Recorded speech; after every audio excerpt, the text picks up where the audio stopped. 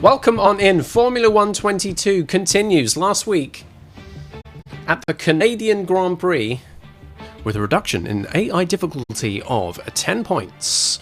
I went from having a frustrating time to a great time. Good qualifying position, excellent race.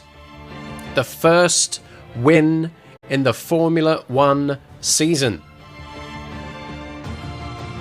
Canada, the lucky charm, it appears. This week, can we do it again? We're going to be at Silverstone. It is the GBGP. Really had to think hard there, my elderly brain, just trying to make sure I don't stumble on that. The Great Britain Grand Prix, folks. Rolling all the R's. Let's see how the closed caption deals with that. Does it say rolling all the arse? Or does it say ass? Because, you know, it's tuned to a slightly different version of English. Oh, serious piano again. Yeah, Silverstone. It's going to be interesting because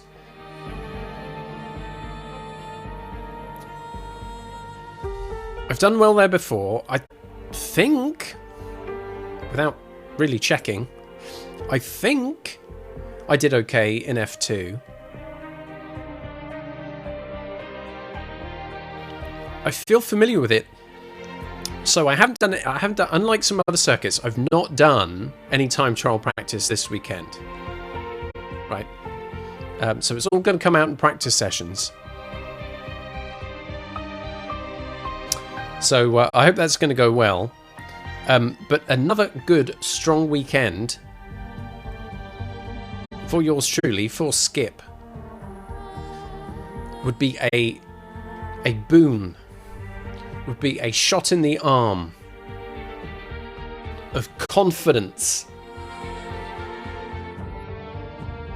Well needed, because the first third of this season was rocky. And I'm hoping that good times are ahead. Challenging, I still want challenge. I don't want the red carpet to be rolled out and go, first place, it's yours, right? I want a fight, but hopefully the terms of engagement are a little bit more acceptable. We'll see. Hey, let's just get straight in then. First of all, what nonsense awaits for us in the store? Shall we see? I've only got 200 coins, so I can't really spend stuff anymore. A lovely emblem, a fake company logo. That's a win! That's a win! You can bet the paddock on it!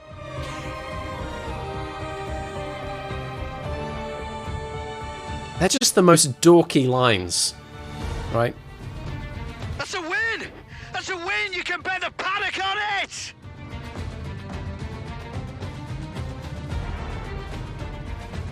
Not even in the top 10% of banter and memes. It's quite disappointing.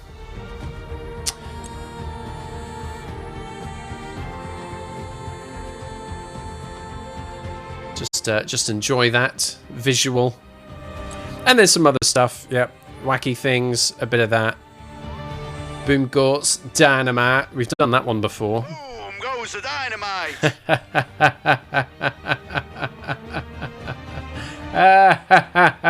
Hey. Screw this. Let's just get into it. You know, the thing.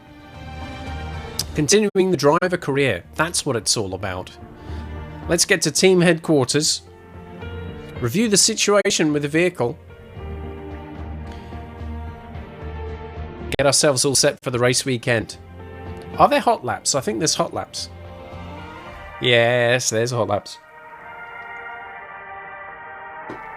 Okay, so... Ooh, I've got a glowing mail icon. I should have probably checked that. Is it anything? Oh, here we go. Congratulations. You have received a trophy for your first career win at the following track, Montreal. After you claim the trophy from this mail, you may view it, and it'll be in your profile, and everyone will think, oh. Oh.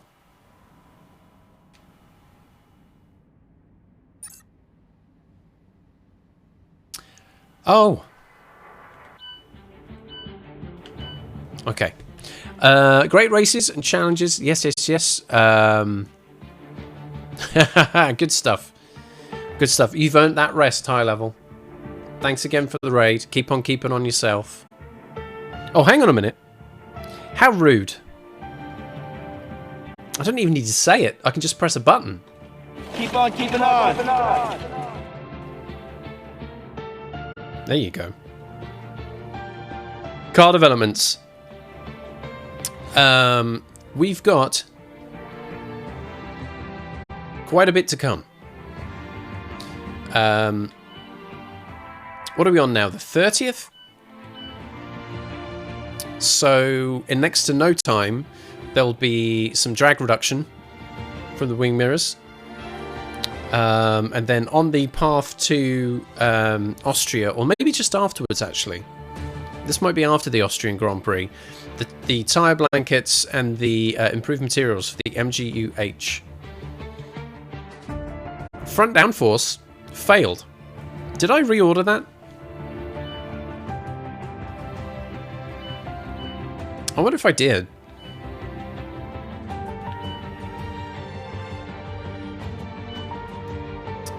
Oh well, something I have to worry about later. Quick look at the standings, just to... This is a good thing, just to let you know where everything is. A massive points haul for yours truly last weekend. 25 points for the race win. Takes me from what was once 10th in the driver's standings to 8th. Here's this week's challenge. Now I know my new temporary rival is Sergio Perez in the second Red Bull. Next on that driver's standings, though, is Fernando Alonso in the Alpine. He's the guy I want to be faster than this weekend. I want to be scoring more points than that guy. Than Nando. Something to work on. Have a great Sunday evening, Shimas. Thank you for the alert. Greatly appreciate it, man. You've done a lot of streaming this week, by the way.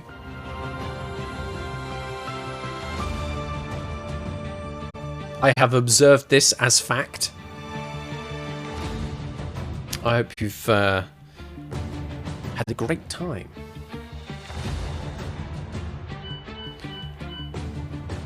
Vehicle. And then those things. All of those things that are happening. We'll get to those.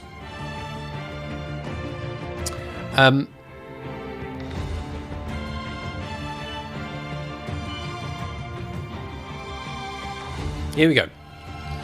So we're in this. We're in an interesting situation now, where, especially the gearbox is going to be a thing we're going to have to worry about. There are several parts of the powertrain that are still holding it together, but in the next couple of races are going to need to be replaced. Our first energy store of the season now is at 64%. I would wager by the time it hits about 75, we're going to start seeing problems with it.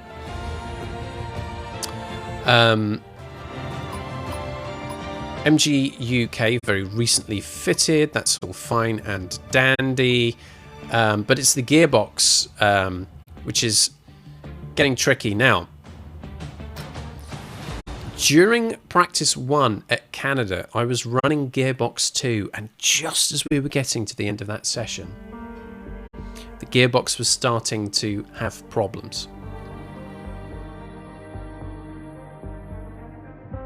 I have a policy, trying to employ a policy, where in practice 1, I try and kind of extend the life of the current components or those yet to be used by going back to the old ones. 79% for me is just, oh, do I? I probably should, but I know that it will cause complications. 3 practice sessions though.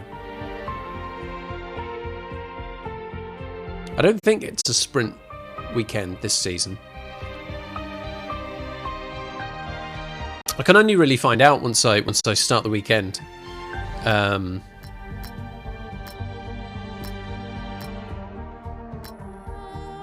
Gearbox 2 has actually done more work. 320 laps versus 264. Although there have been upgrades fitted, so that is probably helping extend its life. Control electronics are fine, turbocharger is fine, but we'll keep an eye on it. Energy store is starting to wear. We are having some issues with how much electrical energy we can retrieve back from the battery now. I think everything else I'm kind of happy with.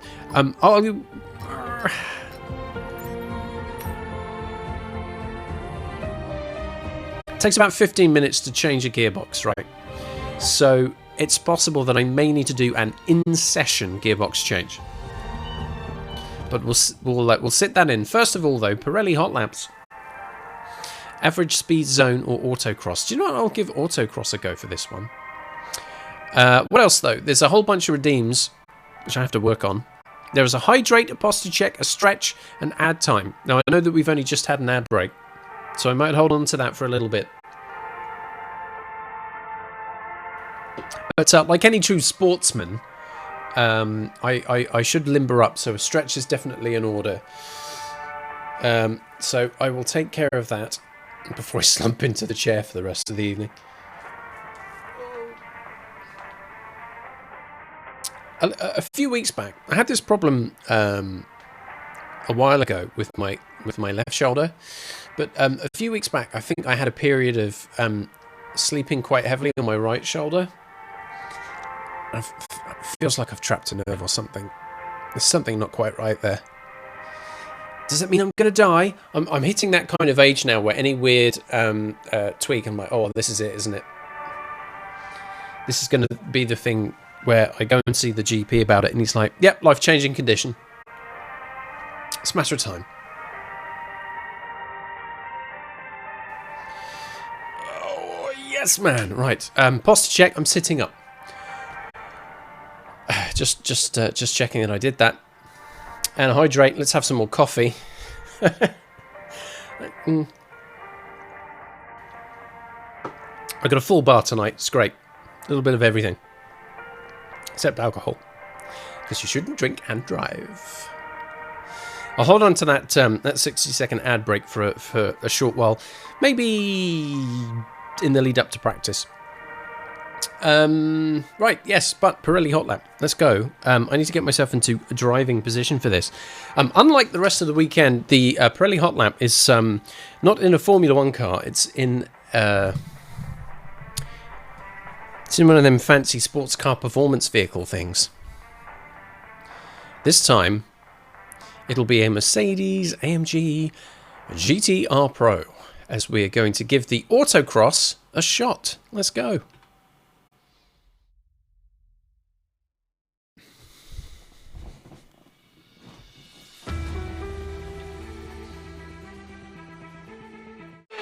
Meow. Ah, weather. Of course.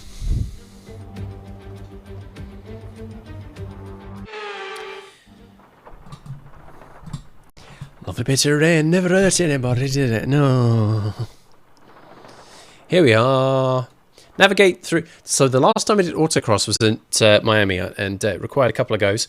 Navigate through some carefully placed cones as quickly as possible in this agility challenge. Take care to avoid hitting or missing the cone gates, as these will incur time penalties. I think it's like 5 seconds a pop. Well, how do we get those sweet driver acclaim points?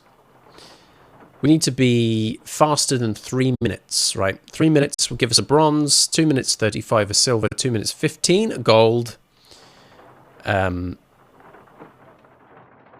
don't know if I'm going to hit that gold. But the silver would be nice. All right. May need more than one go at this. We'll see how this works. Let's move this microphone in a little bit. There we go. Lovely. Slightly different driving style required for these cars as opposed to the F1 cars, which is always a little jarring when I've got my head into full send mode. Anyway, let's go. Let's give this a shot.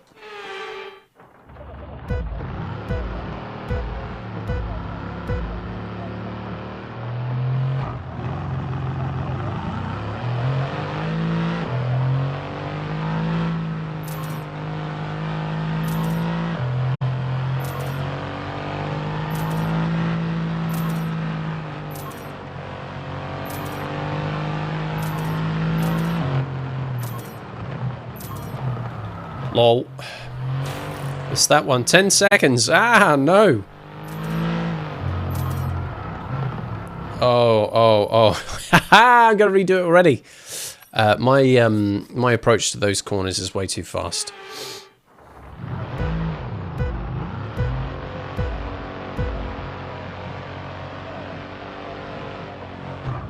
I could do with being a bit faster too.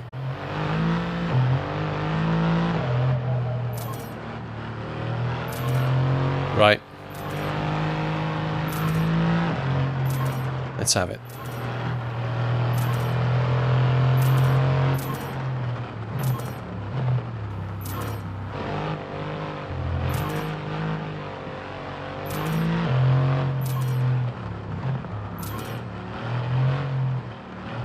Oh boy. Too tentative, I think. He's gonna hit it. Oh no. 2 gates hit. Now I've got a slalom. Get out of it. What's this? This isn't racing. This is showing off, lad. Ah. Oh, tighter and tighter slaloms there.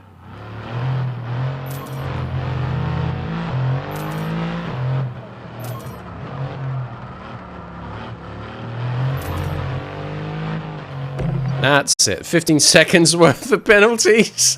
Oh no. I got a feeling we're going to redo this maybe one more time. 20 seconds. 25.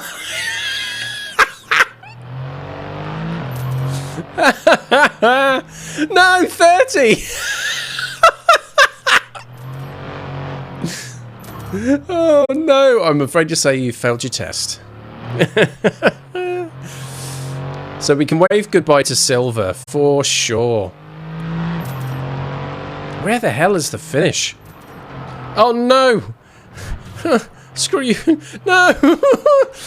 Donuts!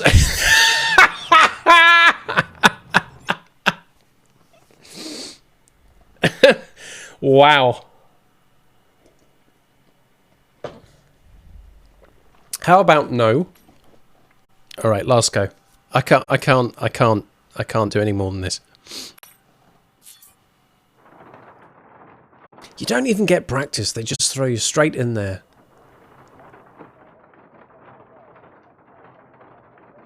I can't perform without rehearsals. Alright, for the last time.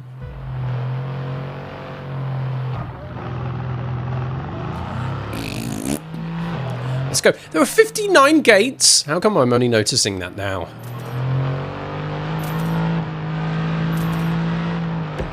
There we go. 5 seconds. Beautiful. Can that be the only 5-second penalty? Let's see. Oh, crap. Ugh.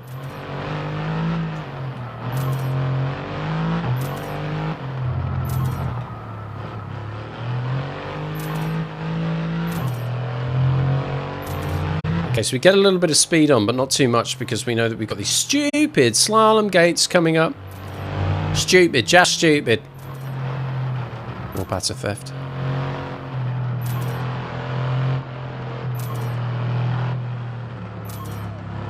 Getting closer and closer and closer.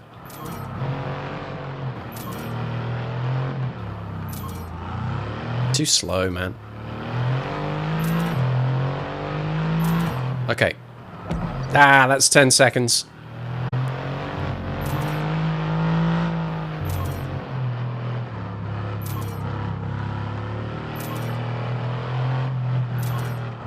Let's go, let's go. Hey, flipping it. That's it. Right, I think there's some more goofing off coming up.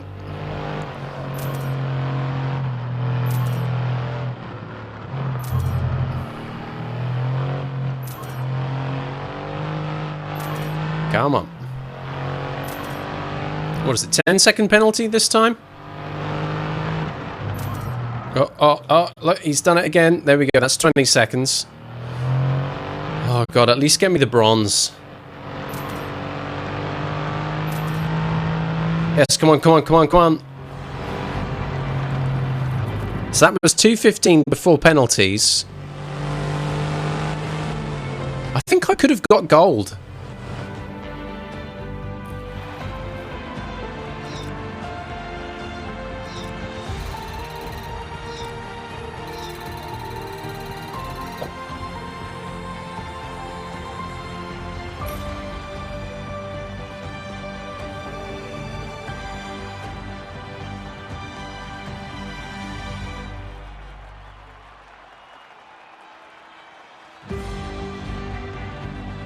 Yeah, okay. So, including penalties, that took me just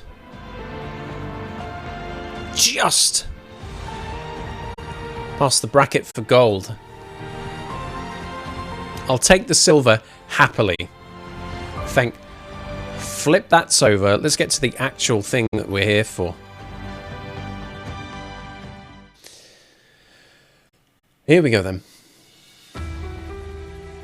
Back to team headquarters.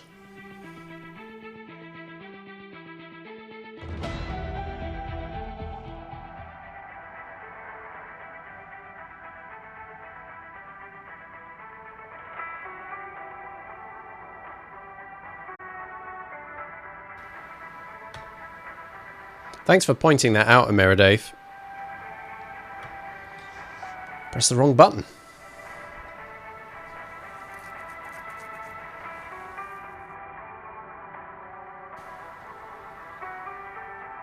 Can't take me anywhere. Race weekend. This is it, folks. Silverstone circuit.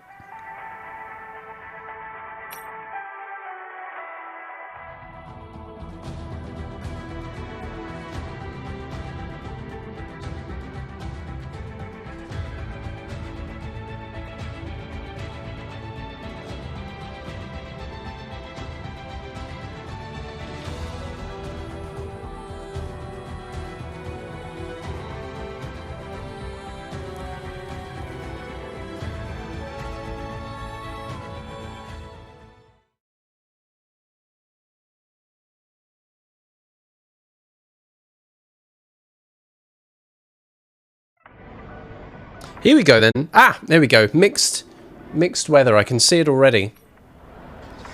Practice 2 is going to be wet. So it's not going to be particularly representative. It kind of means I'm going to have to focus a lot of attention on practice sessions 1 and 3. Because if we're not going to have wet qualifying or changeable conditions in the race, and we'll have to get into practice 1 to see the outcome of the forecast there.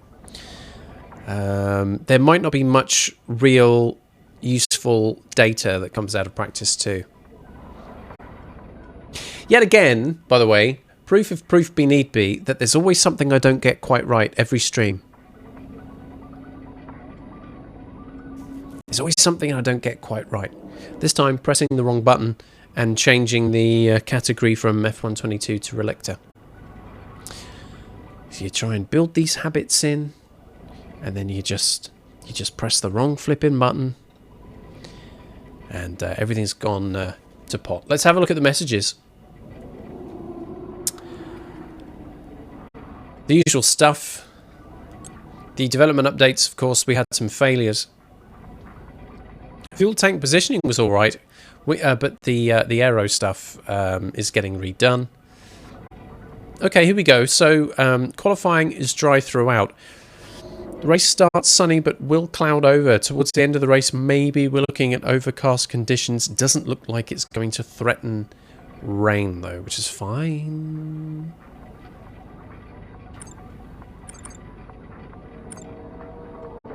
Yep, gearbox change is pending. Sergio Perez will be my rival for the next 6 race weekends. We start tonight on this rivalry.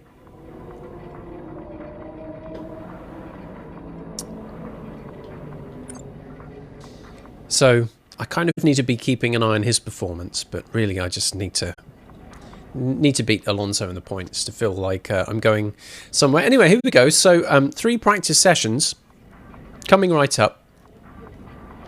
Each of them a maximum of an hour long. We'll not be spending 3 hours in practice, don't worry. We will get through stream checklists for start and end may help in the future. I don't think they will. I don't think they will. If they're not built into muscle memory, and it's another thing I've got to look at on the screen, it probably won't work. But thank you. Yeah, we've got specific things, specific programs in each practice session that we need to be focusing on. Get those done. We're kind of making the progress.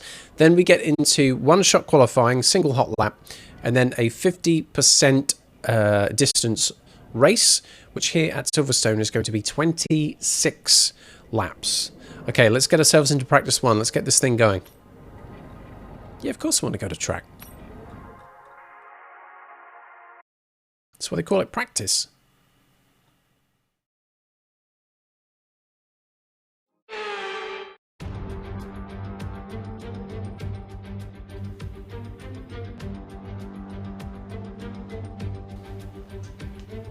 Lovely empty track there.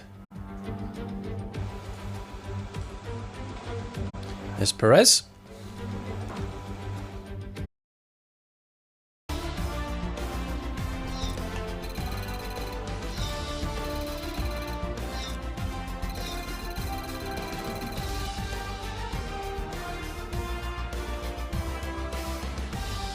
It's time to remind ourselves of our top 3, who are Dip, Leclerc and Carlos Sainz. And that's it. Practice is officially over.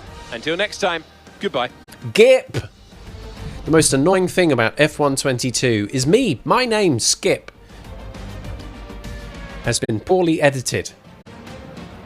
And so I'm Gip. G.I.P. The notorious G.I.P. Maybe. Good practice 1. No track acclimatization here. So our 3 practice programs that we need to run through these sessions: race strategy, tyre management, qualifying pace. Tyre management and qualifying pace were both attempted in practice 1, passed with flying colours.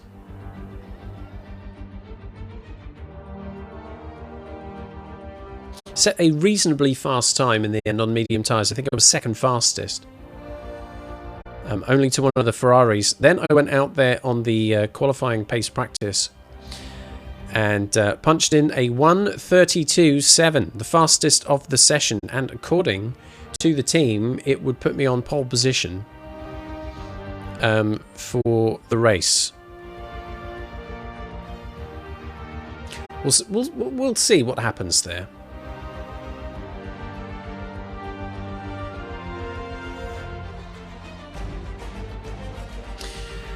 Sergio Perez and Lewis Hamilton on different programs, I expect. For practice 1, Lewis Hamilton there on the medium tyres sitting 1:34.3, some 1.5 seconds slower. Sergio Perez on hard tyres, more or less the same. So Alonso, Perez, Hamilton are basically the three that I need to... I started going, well, Perez is my rival. I only really need to worry about him. Oh, no, but Fernando Alonso, I want to beat him in the standings by scoring more points than him. Oh, yeah, I suppose Lewis Hamilton is my teammate, so I need to be close to him. I'd be surprised if I beat him consistently, but... the measure of my performance within my team is against my teammate, then against... I guess whoever my rival is, which is Perez now, and I want to beat Alonso. So there are three drivers really that I want to try and beat. That'll be my target. Good practice one, that. And again, I think it goes to show how familiar I am with Silverstone that there wasn't too much course correcting that needed to be done. Let's move on.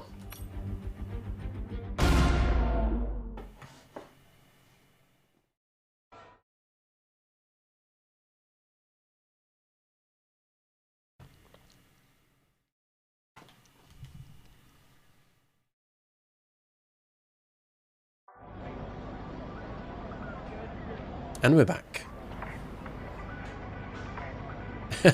That'll be the battle then, Merry Dave. Gip versus the three.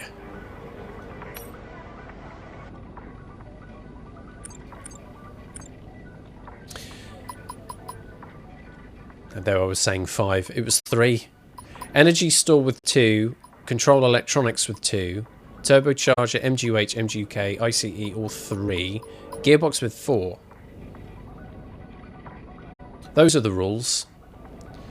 So, Gearbox 1, 85% dead.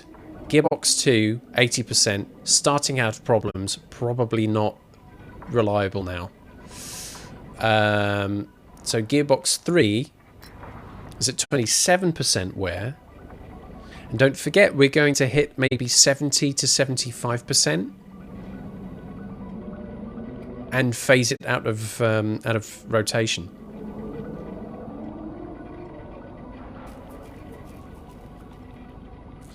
Another plan to manage this in the future could be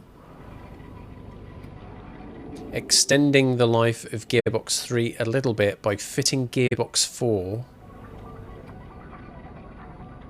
for practice 3 and qualifying and the race. So I could run on 3 for practice 2 and then move to 4 for the rest of the weekend. I think everything else looks okay though. Energy storage, just want to keep an eye on that.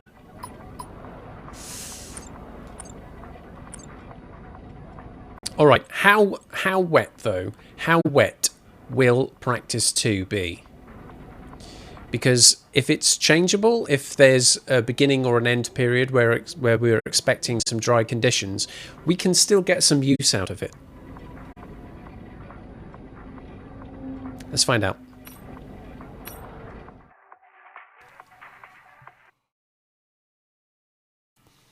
Do do do do do do do do.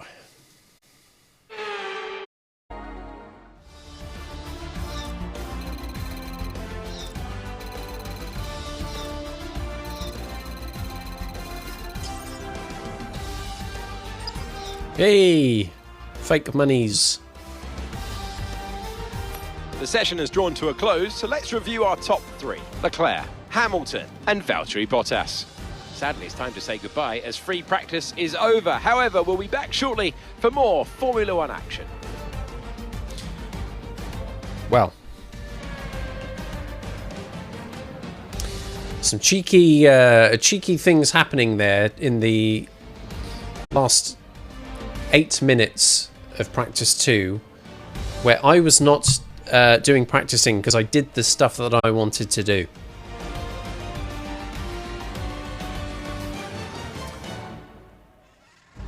I was the fastest until about 15 minutes left in the session.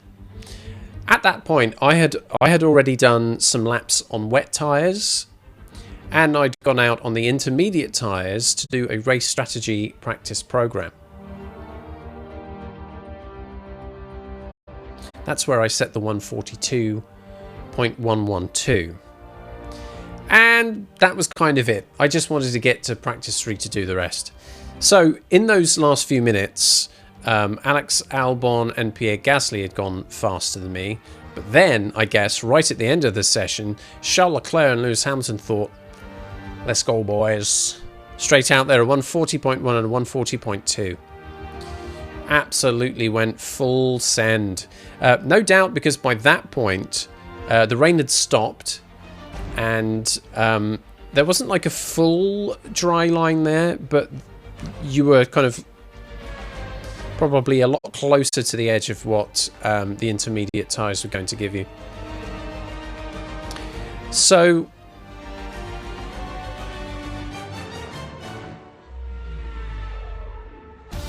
I don't feel too bad about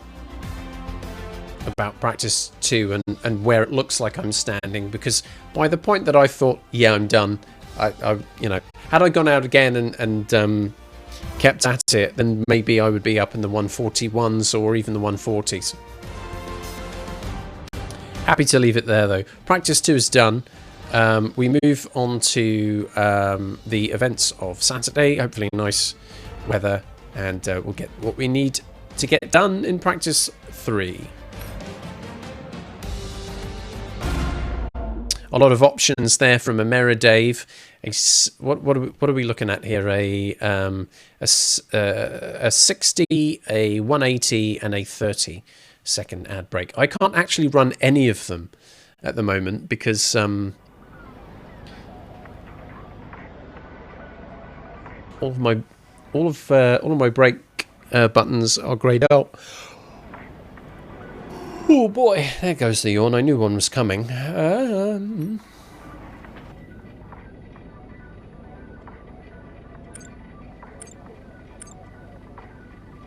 Yeah, gearbox 4 will be fitted very soon. There isn't anything else for us to worry about here, really, is there? Nope, practice 3 then. Dry weather. Nice and warm and sunny, I hope. And yeah, we'll get going. Not much else to say, really.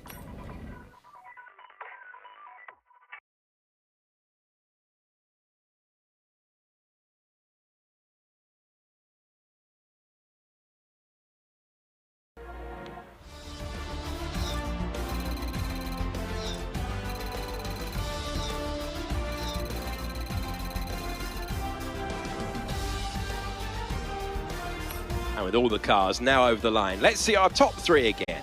Dip, Leclerc and Sergio Perez. What an incredible practice session. The fun doesn't stop here though. Join us again as the rest of the weekend unfolds. That's it, the Formula 1 fun train continues. Fastest in practice 3, a 1:31.4. On the qualifying pace practice program, right at the end of the, well, close to the end of the session. Race strategy and qualifying pace was taken care of in practice 3 in dry conditions and on soft tyres all the way through. Everything went pretty swimmingly, to be honest. Ended up having the fastest sector 3 where it had been a bit of a weak point. Something I do need to bear in mind through the rest of the weekend is, you know, to not slack off.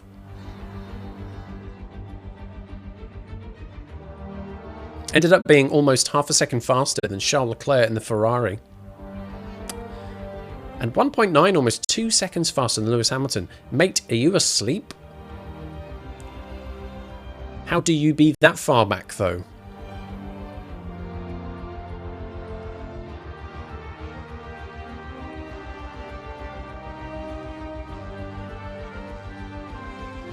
Good though, isn't it? Good this. Like I say, it does make me worried a little bit, or concerned maybe. I wouldn't push that far into worry. It does make me concerned that maybe on tracks that I'm more familiar with or slightly easier, I've dropped the difficulty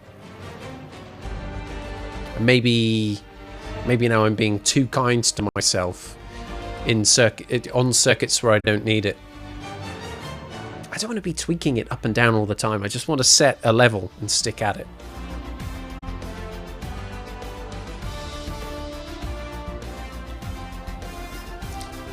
Speaking of things,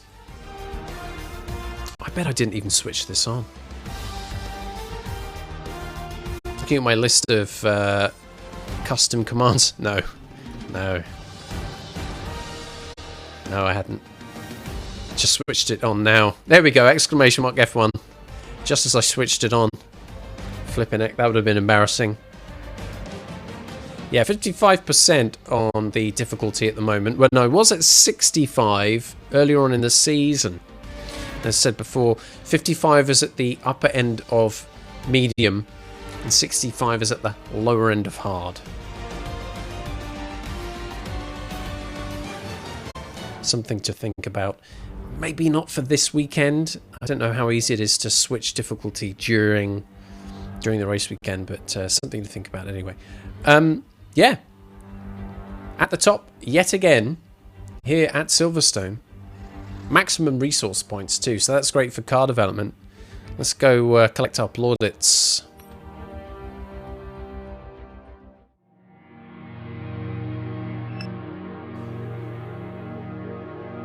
Oh yes.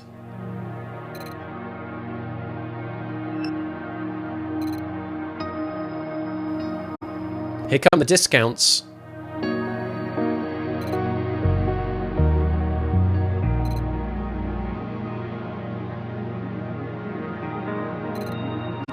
All of them on durability here so far. There's a bit of a weaker area, so this helps a lot. Energy store salesman, look at that. 35% off! Oh, what a bargain! Comfortable booster driver acclaim there. I've had a good weekend so far. So, yay me.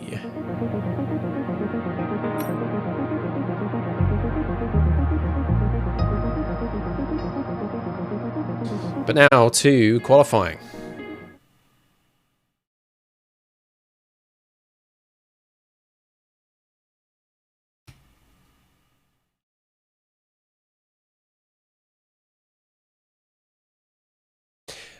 Yeah, oh god, there we go. That's the longest wait. Hey team! How y'all doing today?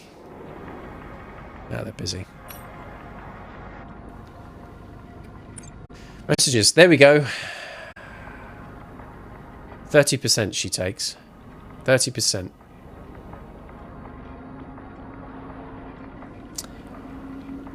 Stock email message number 7.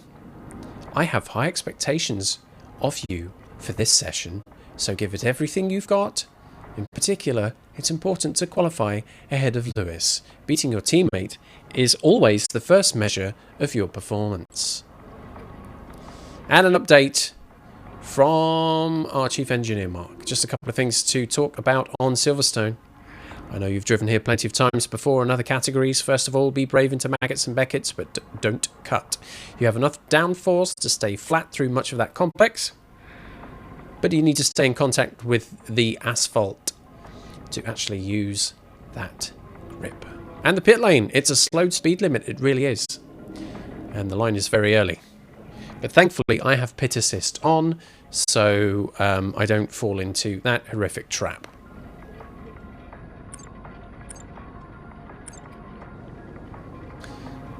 Last check-in with all the components here. 70% on the energy store now. That's on watch. Turbocharger at 59. The MGU-H on 58. So there are a couple there that might start becoming a little problematic.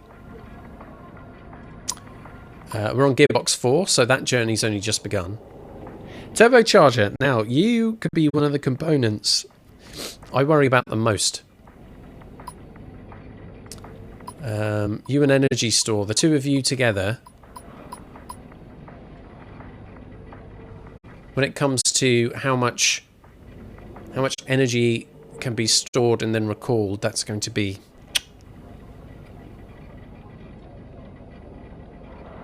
That's going to be one to watch indeed. Especially any of those elements with only 6 of 9 on them as well, right? Just notice the durability improvement percentages there. So that's just through developments made so far this year. And we're round 10.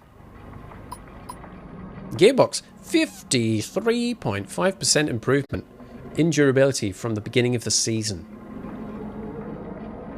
We'll have to call on a 5th gearbox at some point, but we have at least delayed the inevitable there. Right, I think we're good. Let's get ourselves into qualifying then. The business end. We like this bit. Well, I know I do.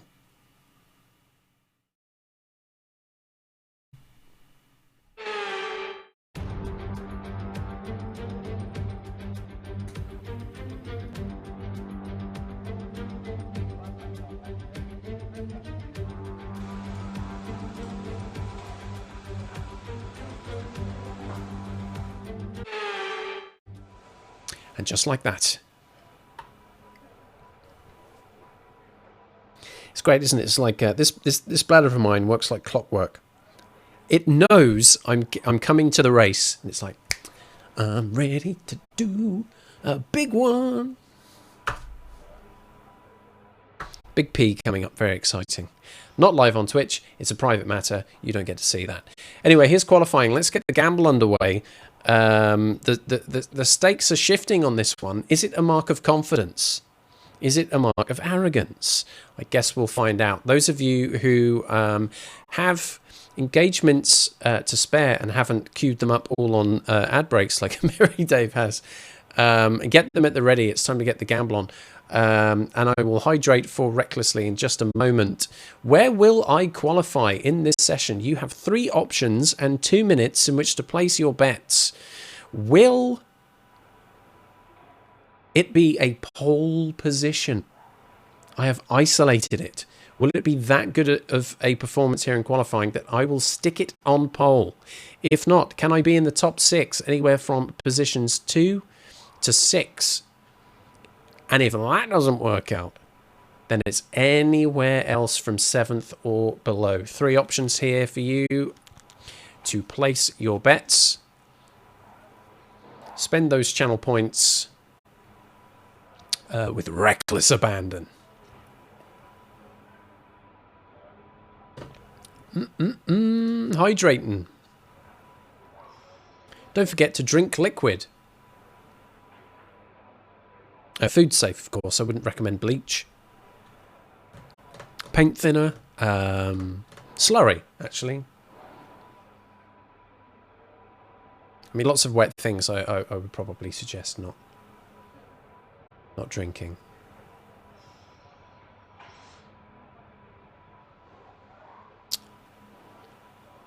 But hydrate, please.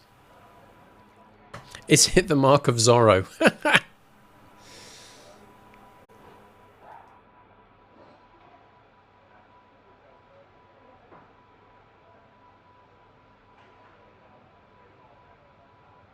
So here we go. We've got less than 30 seconds left on the gamble here, and it's a split. It's a split between one person saying pole and another person saying, no, mate, you're going to absolutely stack it. 10 seconds left if you haven't placed a bet and you want to just throw in 10 engagements somewhere, just in case you're a winner. Especially on the 2 to 6 option. No one's gone for it. It'd be a shame to miss out on that one. Okay, single lap, one shot qualifying coming up. The aim here is to do it clean all the way through. Try and stay away from flashbacks. If I make some kind of horrific mistake, I would want to redo the lap in its entirety instead. The bets have been placed. The stakes are on. Everything turned up to 11, maybe even 12. Here comes qualifying.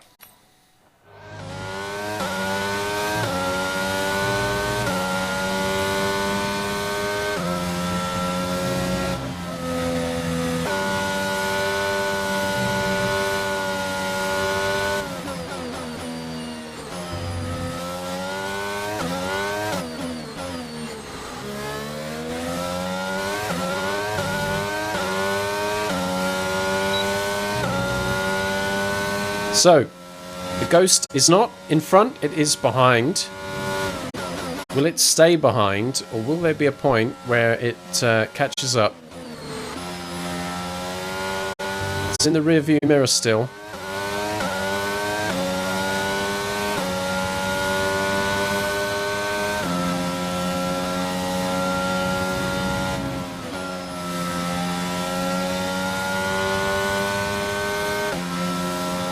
It's closing.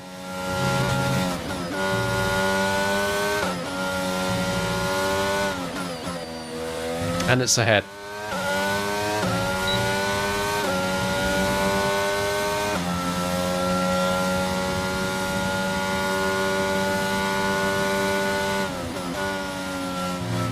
Closing the gap a little.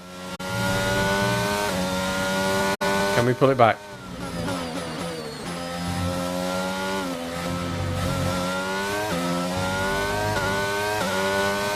It's going to be close. Is it pole? Okay, good job, mate. Yes, man! Fantastic drive.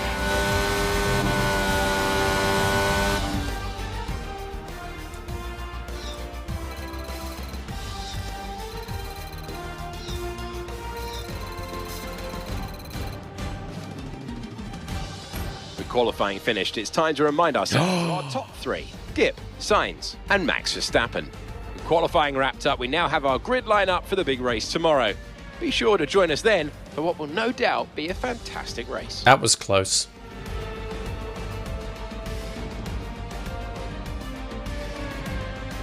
A little too slow through the Maggots-Beckett sequence. So the exit out onto Hangar Straight put me a few tenths behind. It was looking that maybe I wouldn't make it to the top 6 even. But in the last couple of corners I managed to pull it back.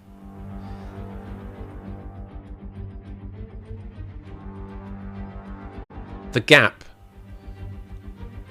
between Skip on pole and Carlos Sainz in second place is tiny.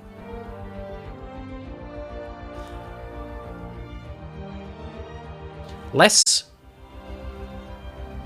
than 3/100ths of a second. Crazy close. Skip with a 1:31.2 versus Carlos Sainz 1:31.25.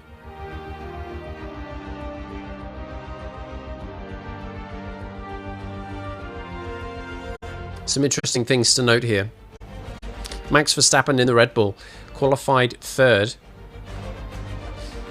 A 1/10.5 behind Skip. Sergio Perez, my current official rival, is 1.7 seconds behind.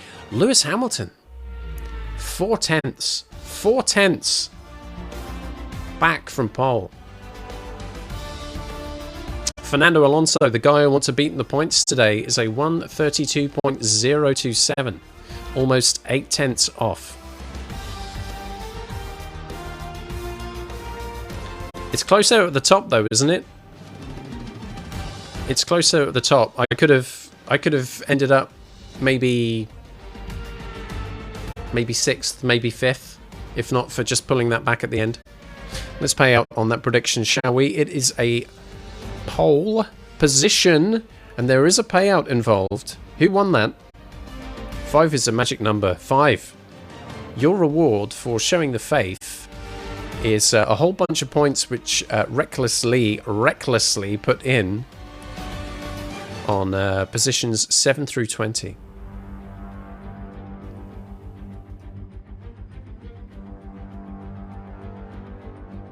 There's no better place to start than pole position, but you need a good start and a good first lap. A lot can happen, a lot of mad stuff can happen on lap 1.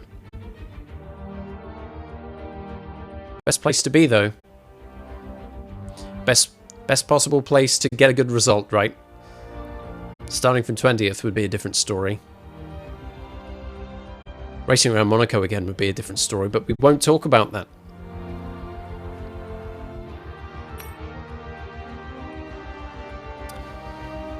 That's it for one-shot qualifying then, huh?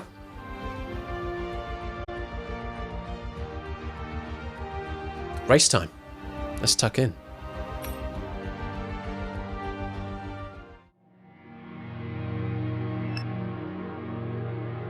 There's the rivalry breakdown. Already 2 versus 1 in the battle with Sergio Perez. Big pat on the back from the team there for qualifying on pole position.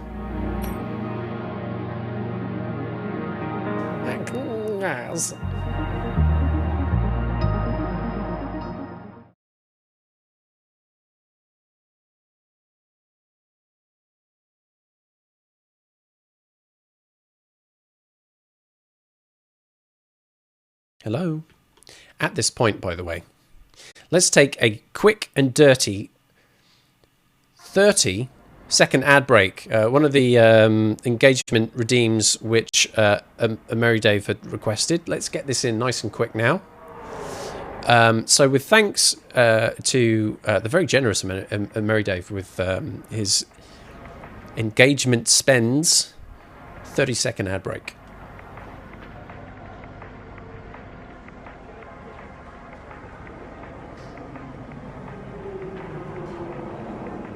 There we go.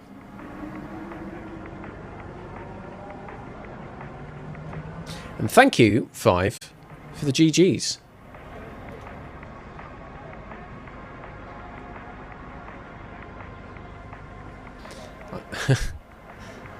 I'm putting everything on FTX. This is recklessly. Oops.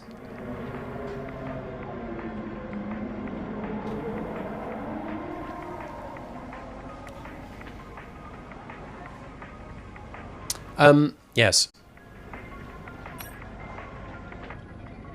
More messages. It's the pre-race email from Mark. Good luck today, you know the drill. Careful into turn 1. Take the chances you get, but I don't want to see you dragging a busted front wing into the pits. Make good use of the overtake button. You've got a full battery, close to, so make the most of it. Indeed, that first lap in particular, we need to get a lot of extra power delivery from that battery to keep us competitive with the rest of the field.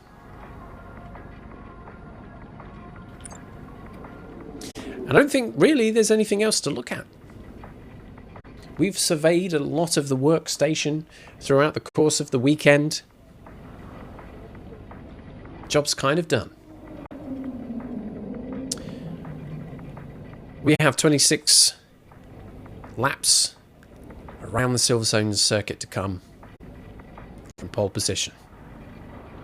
Could be lights to flag. It could be it could be easy, or we could have to fight for it. Let's see.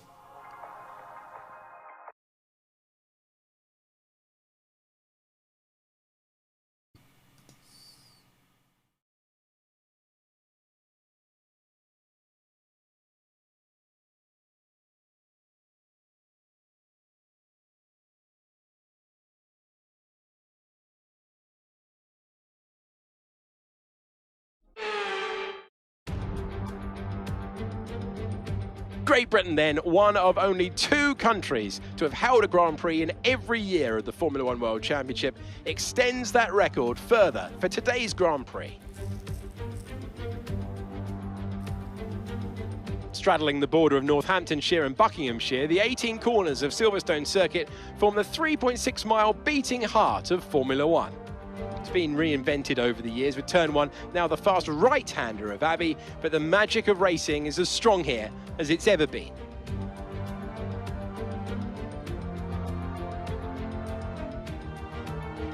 It's time to take a look at our starting grid for today's race.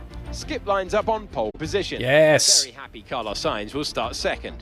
Moving on to the rest of the grid, we have Verstappen, Perez, Charles Leclerc and Hamilton. Norris, Fernando Alonso, Tsunoda and Esteban Ocon. Gasly, Albon, Guan Yu Zhou and Magnussen. Good for him, well done. Mick Schumacher, Vettel, Lance Stroll and Valtteri Bottas. Ricciardo, they've taken a grid penalty. Oh, no. Nicholas Latifi. That's it then. It's time to go racing as we head down trackside for today's race. Anthony Davidson joins me once again in the commentary box, and it's fantastic to have you here with us today. But I'm curious, as a man with experience out on the track, how do you stop those pre-race nerves from becoming overwhelming when you're lining up on the grid? Well, I imagine they'll be starting to feel the adrenaline as they anticipate the rundown into turn one, a bit like preparing to go into battle. The unknown situation will bring nerves, but that's a good thing. It will keep them focused on the moment and on their surroundings as we build towards the start of the Grand Prix.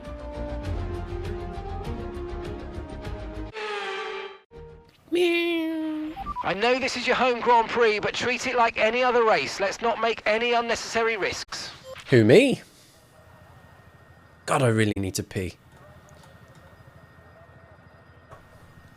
Daniel Ricciardo took a penalty. Looks like a 10th-place penalty. Some components replaced on his car then after parc fermé conditions were set. No doubt. So, look at this. I think for the first time, isn't it, in the F1 season, it is pole position and a nice clear view ahead. Not all the other cars and a sea of engineers. I can see the safety car ahead of me. I can see down that start-finish straight. Gorgeous view indeed.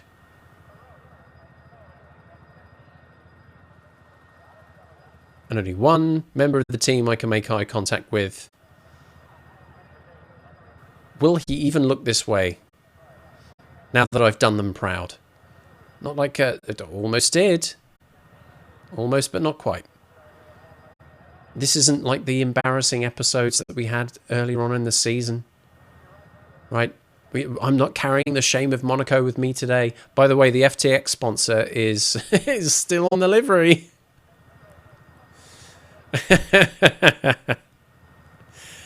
That was taken off toot sweet in real life. Still on the livery in game though. There we go. It's just a little memory for everybody. Yeah,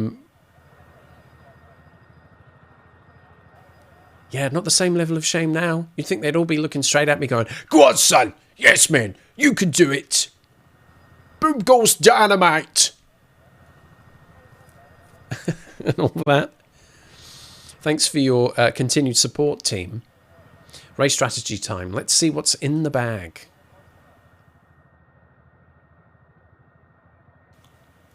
So the default strategy is a one-stopper. This isn't a surprise. And I expect a lot of the teams will be doing this. Very similar to Canada, actually, with a medium start and a hard finish, ladies. We did see in Canada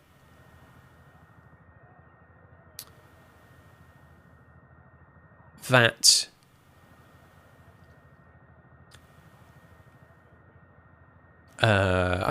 we had the Red Bulls on the alternate, right? They started on the hard tyres and finished on the mediums. Carlos Sainz had who's in P2 here, so he'll probably run a more conservative strategy actually. Carlos Sainz in the last race had a medium hard, so he really had to give it some in the opening laps, but ultimately that didn't pay off. And he lost positions toward the end of the race, because if you take more pit stops than the others and you don't have what is necessary to keep up with the rest of the cars, you lose out. And you can see here the difference between a 1 and 2 stop strategy is about 16 seconds. That's a lot of time. It's hard to make that up on track, even if you've got fresher tyres. Keeping you going. But this is the projected strategy. This is like the default of the default. We have done a race strategy practice program. So that's going to be taking the results of my performance in practice and applying it to their strategy. Do we see much of a difference? Let's have a look. Now that's interesting. Look at that. That, I think, is the first time we have seen a personalized strategy offer something quite so dramatic.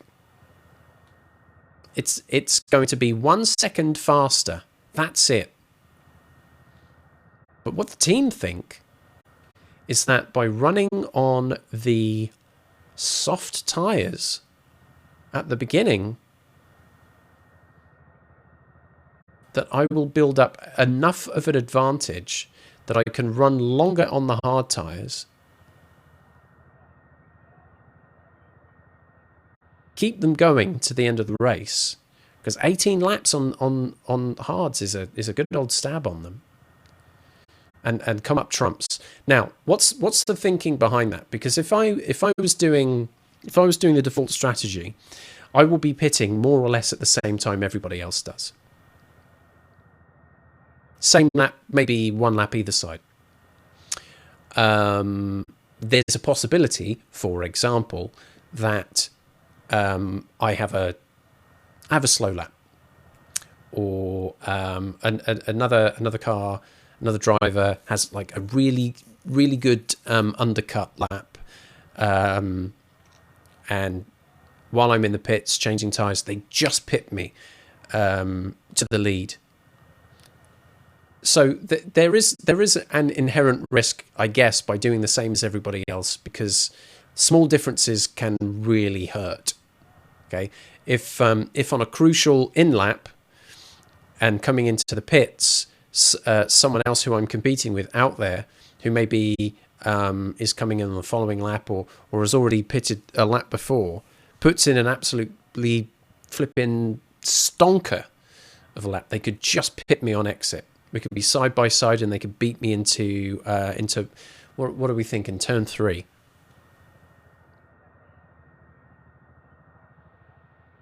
The softs will expire incredibly quickly, but the gamble here is that having a good start and leading from the front and creating a good gap means that when I come in, change onto the hard tyres,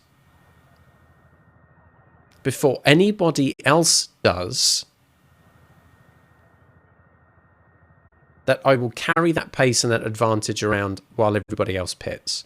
So even though by pitting first I'll fall right down the order, as the other cars come in and pit, I'll go up back to where it's going to lift me up where I belong, to butcher a song. Here's the thing, it's tempting. It really is, because I can see the thinking behind this.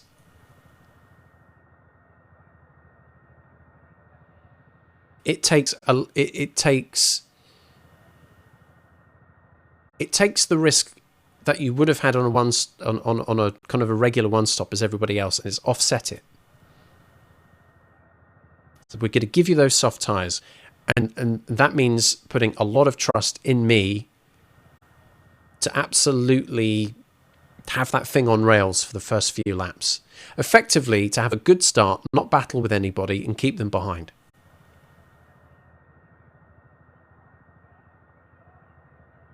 But the tyre drops off very, very fast indeed, and you can see the grey dotted line there. That lap time.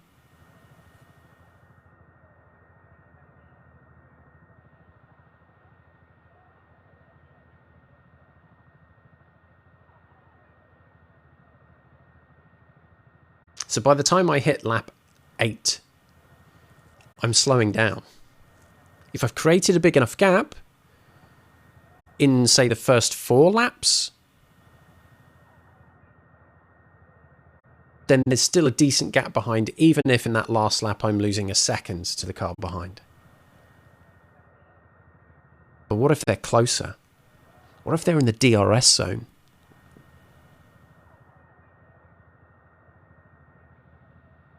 These thinking through these risks. And I'm sitting here and I'm just having to think through all of the eventualities myself. Not like in real life where I'd be sitting in a room with a whole bunch of strategists and engineers talking through everything. Just me sitting here by myself.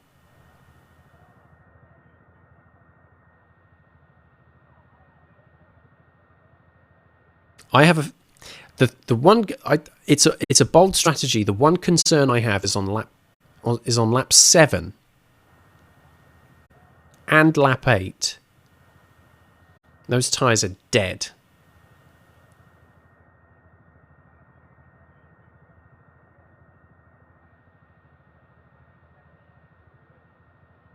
And I'm going to be driving on ice. And I could lose more time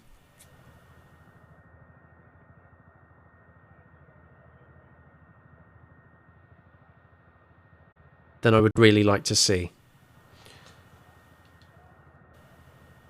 That's less risky on the mediums. It puts me in the jaws of other drivers and of other teams. It does mean that there will be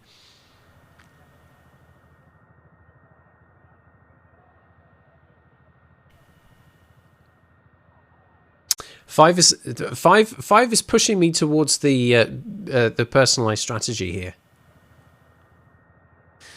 I'm really on the fence. Because I will really have to push in those first few laps. The more I lean on those soft tyres in the early laps, the less there's going to be in the chamber towards the end.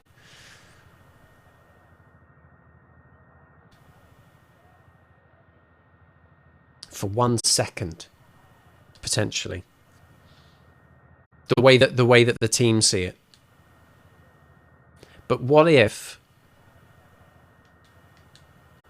This is a big what if. Because you can see, like, on the medium tyre there, the drop-off on lap times is way more subtle towards the end of that medium stint. Whereas compared to the soft tyre, where actually that upward swing gets sharper right before the pit stop.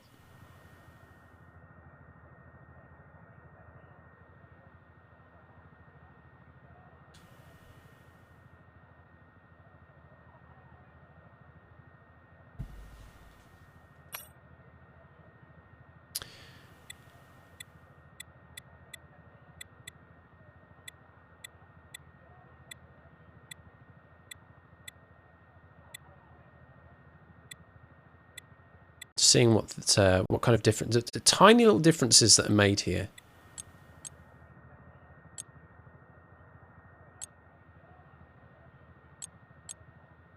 Need to start on a softer tyre if I do this.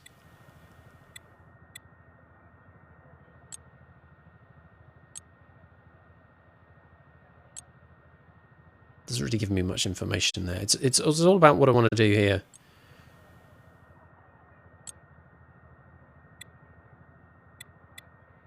See, low tyre wear, 76%. That's like the maximum life.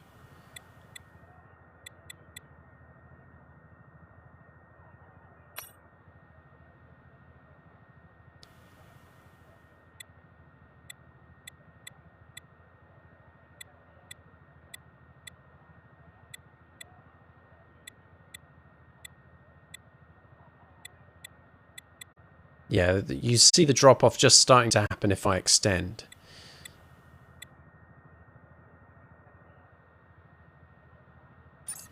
This is kind of difficult. It's not really customized because I've reverted it. Oh, I admire the boldness, but the more I think about it, the more I'm worried about what laps 7 and 8 will look like.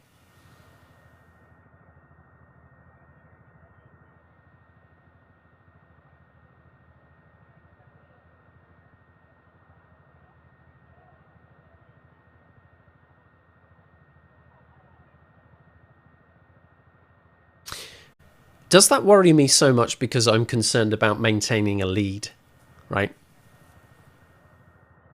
Everything so far this weekend has pointed to, like, a really good outcome. Would I be happy not finishing first? What if I lost one position and I finished second? That's still a lot of points. You know, if a Ferrari or a Red Bull managed to have a slightly better strategy and I finished second, how much of an injury is that? It would be a shame, but I would still be on the podium. It would still be second place. So that's the other thing. How much of this is tied into ego? How much of this is tied into the fact that I want to hold on to the race lead at all costs? What if I was prepared to sacrifice? What if I was just prepared to risk that?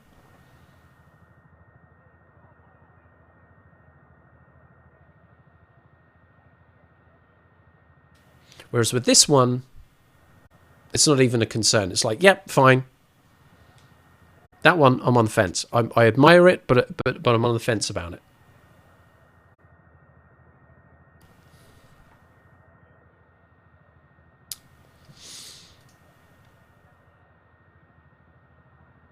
Let's put it to a poll.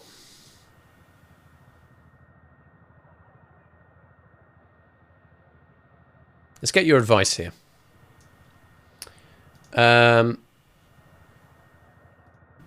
New poll, please.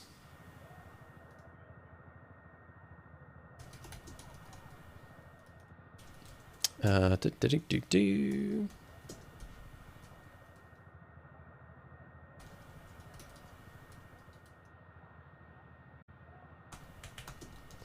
I've talked it through.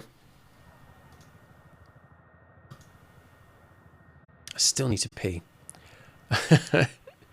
Let's get that poll started. What's your view, right?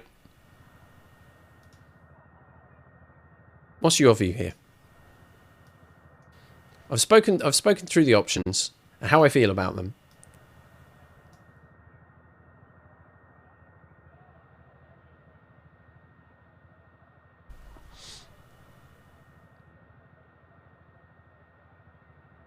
Do I take that conservative strategy that a lot of teams are going to be doing? About half of the race on mediums, half of the race on hards. Or, from the lead, absolutely gun it for the first few laps on the soft tyres. Gambling that things don't fall apart just before the pit happens.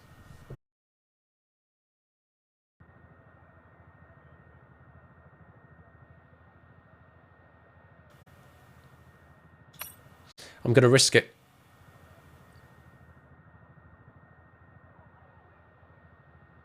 I'm going to risk it.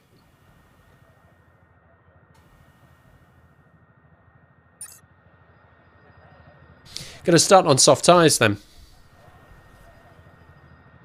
That's what I'm going to do. 26 laps with the first 8 of those on soft tyres. I'm worried about it, but I was asking for a challenge. That's a challenge.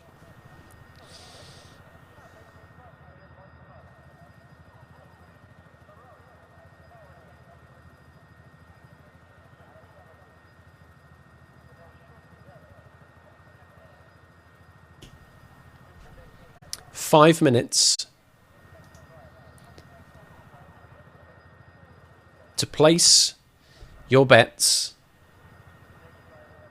and make a prediction on the outcome of this race. Where will I finish? 4 options. Your 5 minutes start now. Will it be a race win? Well, I've talked about how I feel about strategy to death, right? There's about as much information as you could possibly want. Will I finish first? Will it be a race win? Will it be a podium finish, either second or third? Will it be a points finish, 4 through 10? Or will something terrible happen and I finish outside of the points entirely in the second half of the pack, anywhere between 11 and 20?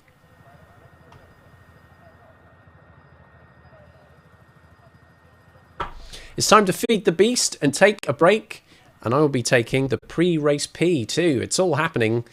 Feed the Beast is one of the redeems that you can get via engagements. Twitch want their streamers to run 3 minutes of ads for every hour they stream. I tried that in September. Still seems a bit hostile to the to the user experience, especially in streams when it's not easy to find good points to have a break. Here we just stop everything, right? And it's kind of convenient because I'll be taking a break anyway and run 3 ads, 3 minutes worth of ads all smushed up together. And then once we come back from the break and we've done all of that stuff, there'll be no ads or pre-rolls or anything for pretty much the entire race, which is great. So there's that happening. There's me taking the pre-race pee, and you guys... I said guys. I rarely ever do that. That was terrible. You guys! Draw your Speederman. Placing your bets on the race outcomes. See some people thinking that this could be a race win with this strategy. Feeling a bit nervous. Anyway, going to take a break. We'll run those 3-minute ads, and I'll be back real soon. Bye. A lot better, thank you. Welcome back.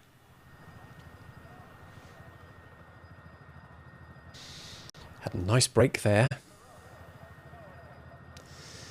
The ads are run.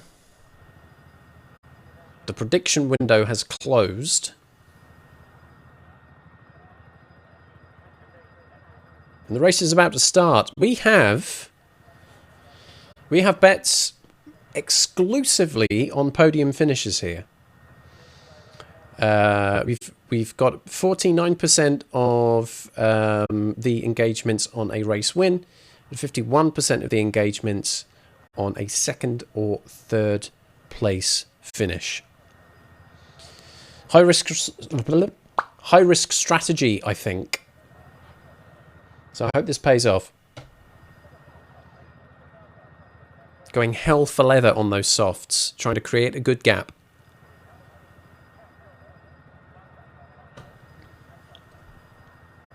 And then running long on the hard tyres, hoping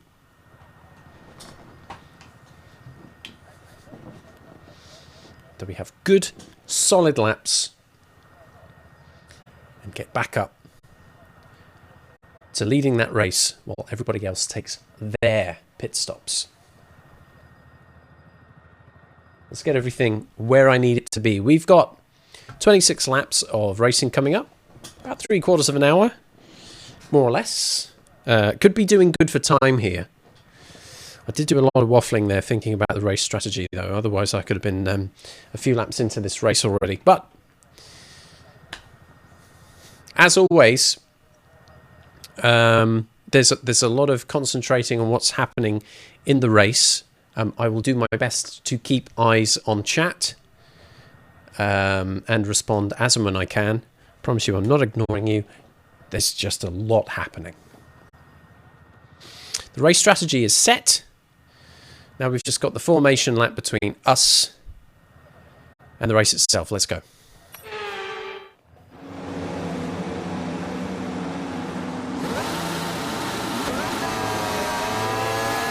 Okay, how was that pull away? Terrible. Formation lap. I completely missed the biting point. I know this is your home Grand Prix, but treat it like any other race. There we go. Selected strategy. That's in there. Risks. All right, let's have another go at that. That's it. Reach optimal RPM. That's it. That's Right, it. let's get the car up to temperature on this lap, please. We're learning the gears, so let's go through them all if you can.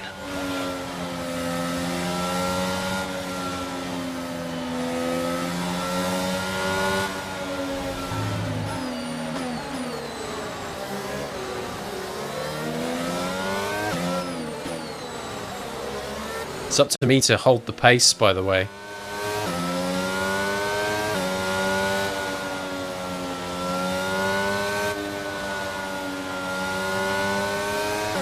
So I'm sort of gauging how fast I should go by how close the other cars are behind me.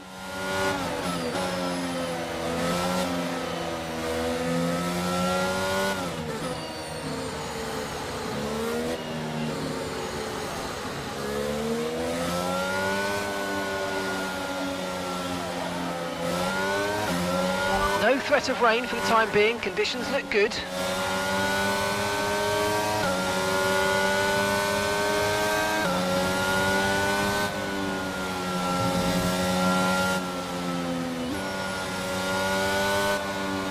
Waiting for some of those tyres to get to temperature. The rear left is already there.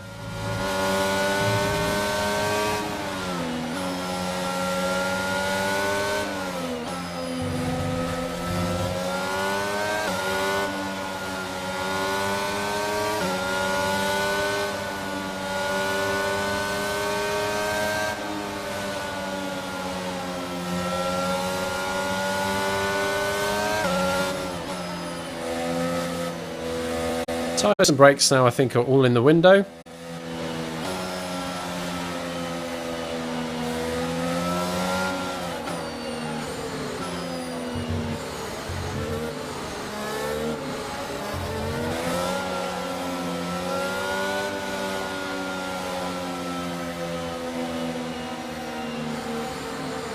Time to park. The bit that I hate the most.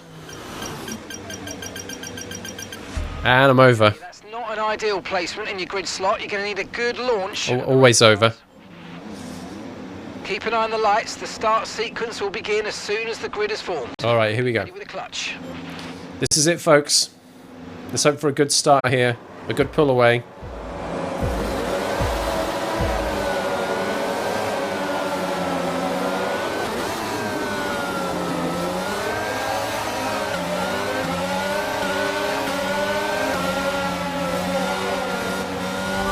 Stores depleting, reducing our overall capacity. The more right. charge you hold, the faster that capacity. I need to overtake Sainz and fast.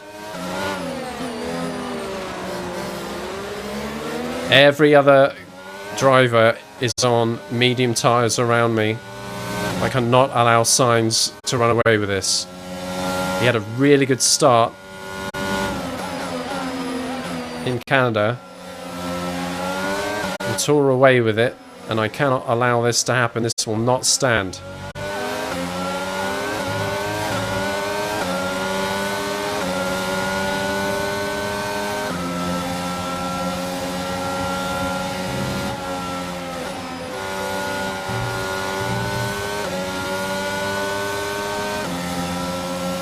We have a race.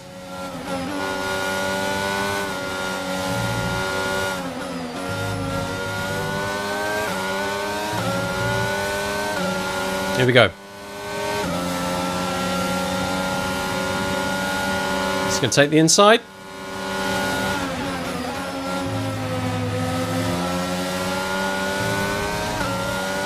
Right, got him back. Now we need to hold him back.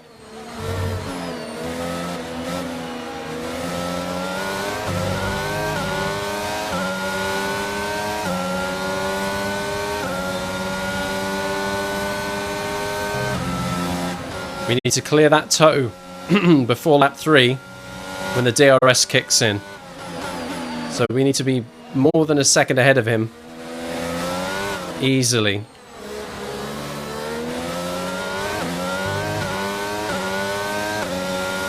Seven tenths, 8 tenths, 9 tenths. Hamilton 2.5 seconds behind. This is it. Now we need to really go for it. That's a lap lost, if you like. Spent doing the chasing.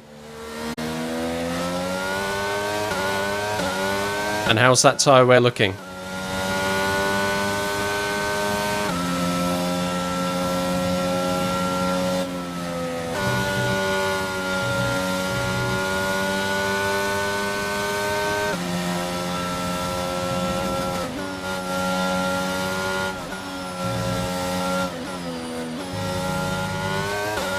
Let's go. Setting fastest sectors.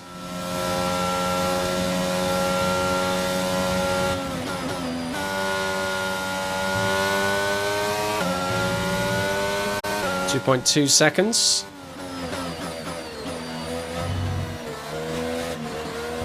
Don't take too much out of that curve there. That can really slow me down.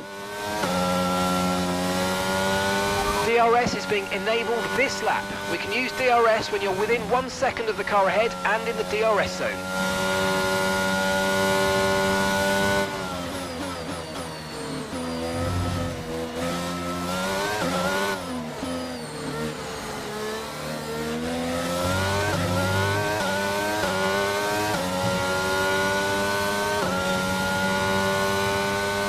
Lap 3, 25% wear on the softs already.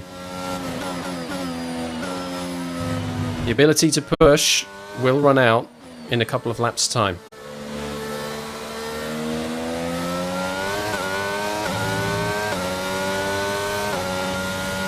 That gap is not increasing to Carlos, so he's doing a good job.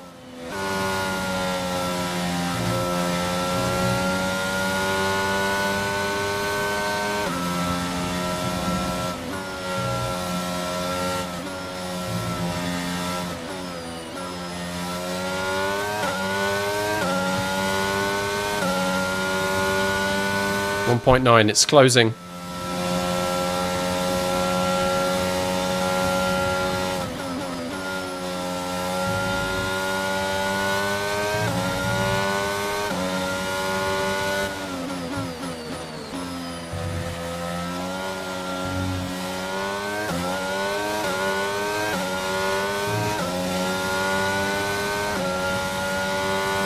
Right, I've increased it by half a second.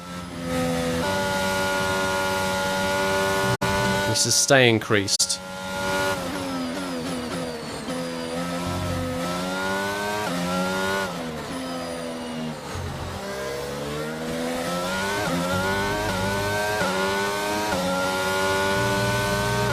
.6 full race update. You're leading the pack, that's P1. Okay, science is behind you. Okay, so the gap to the car behind is 2.4 seconds. They're on fresh mediums. You've got 4 laps until your pit window opens, and that's 23 laps to go.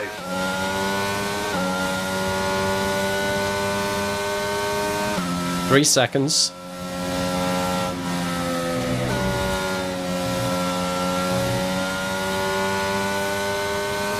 Welcome on in, Panda. Hope the tree decorating went well yesterday.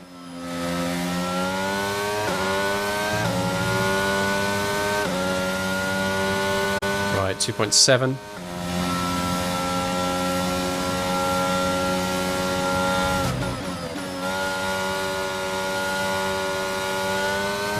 Driver behind. That's science behind you now. Our gap behind is 2.7 seconds. They're on fresh mediums. Their tyres are 3 laps old. We think they've got one more stop. Time last lap was a 1 minute 34.9. Check your MFD for a new strategy option.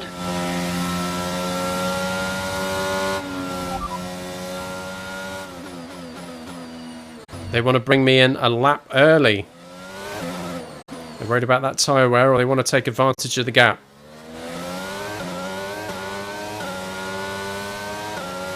Let's say yes. So we're going to come in on lap 7 instead of lap 8. So longer on the hard tyres. Maybe they think I can run well on the hards. Maybe they're concerned about the wear on the softs. Condition, still looking good. Apparently still looking good, but they want to bring me in a lap early. Go figure.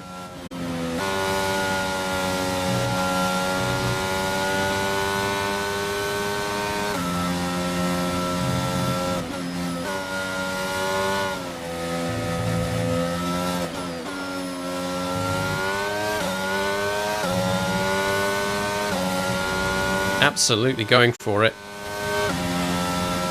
But that gap is closing, and I think maybe that's what they're worrying about, that crossover point now. Where the softs are losing their advantage to the medium. And so what I was saying in the build-up to the race about my concern about those last couple of laps, maybe the team feel it. Gap to your teammate behind is 3.4 seconds. Carlos Sainz is now closer than he's been in the last couple of laps. That was a terrible turn. That's fine, I'll pick it up there.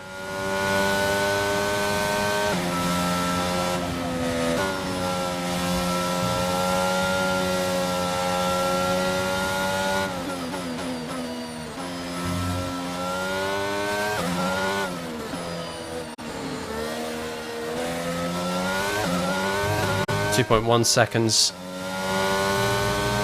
Maybe if I'd stayed out that extra lap, Carlos would be comfortably within the DRS, closing that gap, and I'd have nothing to respond.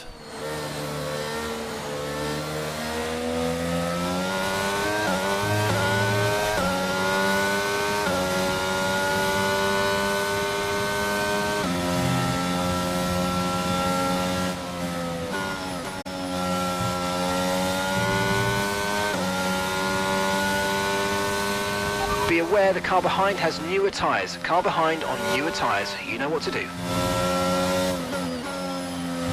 I do know what to do.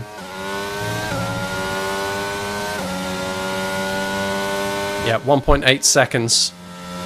That gap was closing.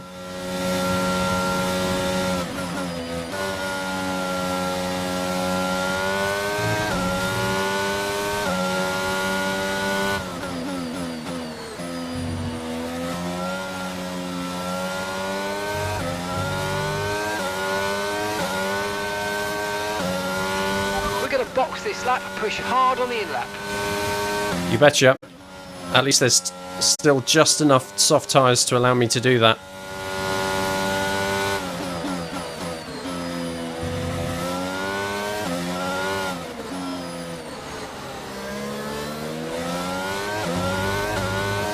.5 seconds to Carlos Sainz now. This is definitely the lap to bit. You could be within DRS on Hangar Straight.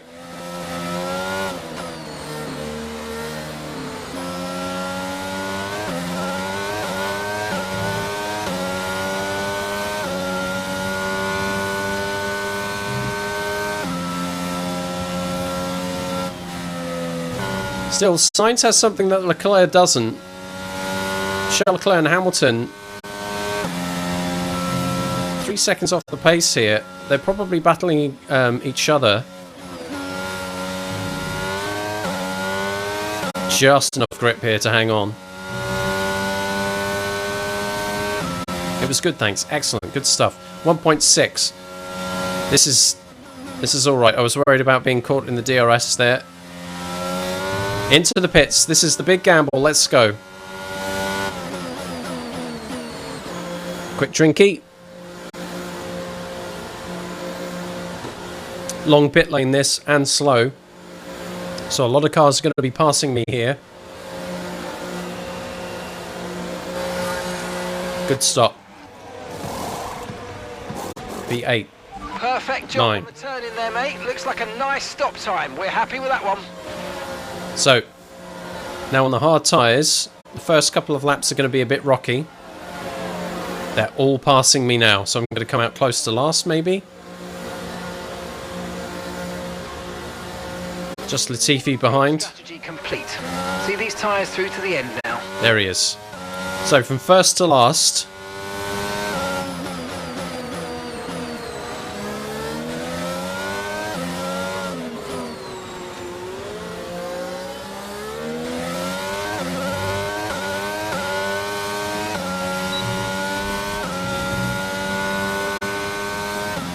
We need to build up some of that battery.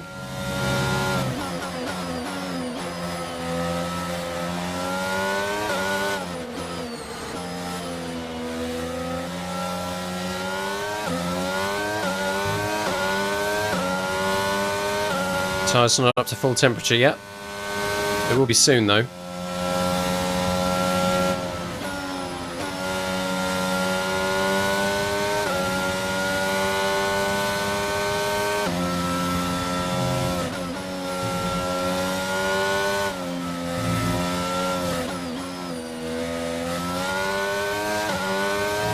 I don't think I've got DRS here. No, I'm outside. That's a shame.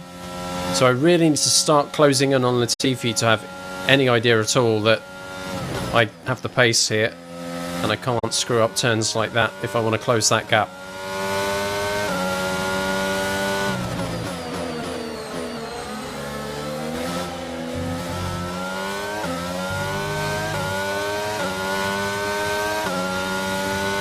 We're starting to catch the car in front, but we need to look after the tyres. We won't be making another pit stop.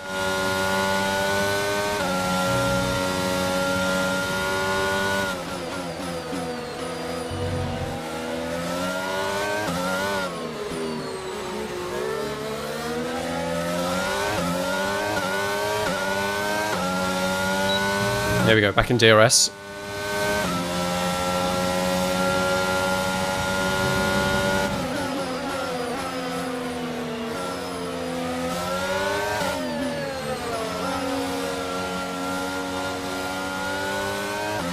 Bullied. Right, there we go.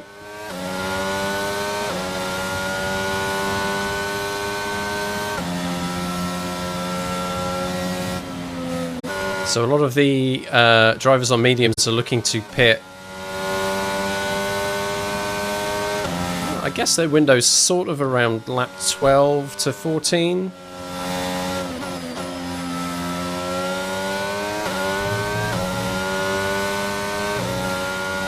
See if he's actually close enough to get DRS on me now.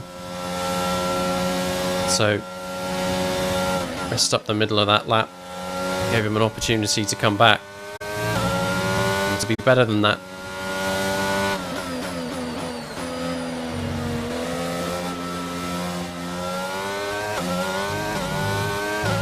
Right, next car ahead is a Haas.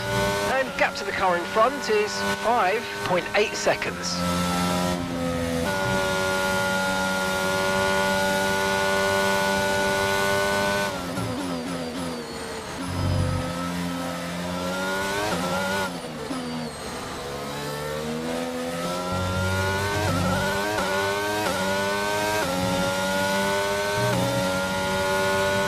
Right, Latifi now 2 seconds behind.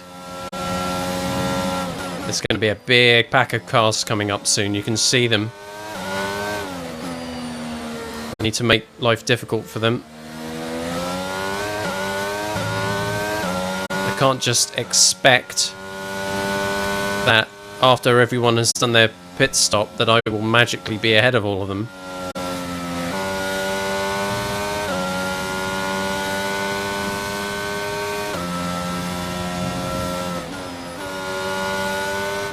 The closer I can get to the cars in front,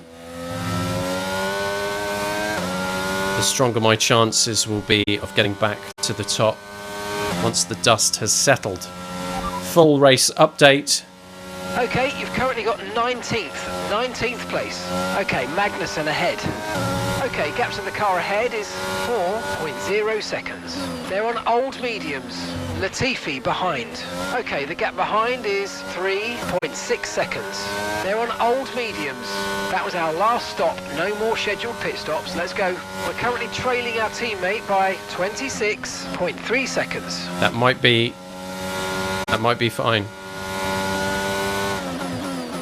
Usually, when you count the amount of time it takes to do a pit stop, you're looking at about 25 seconds. This is a longer pit lane and a slower speed limit, so this might play into our hands. But even still, I need to keep it fast here on circuit. I think I've lost time to the cars in front.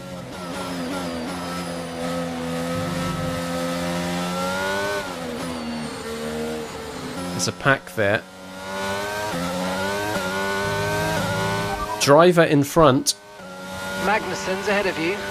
Our gap to the car in front is 3.7 seconds. They're on old mediums. Okay, they've done 10 laps on those tyres. We think they've got one more stop. Your last lap time was a 1:36.6. You're gaining by 2 seconds a lap. Yes. Okay, that's all right then. We've got it today. Got to work for it. Got to work for it. There's a yellow. Someone retired or slowed down? No, green flag. We've got a gap of about 3 seconds between you and the next car.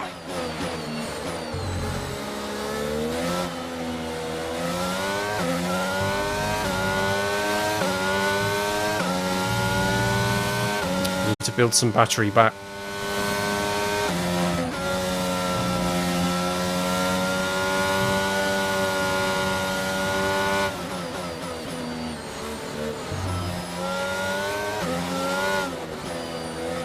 Let's get that DRS, come on.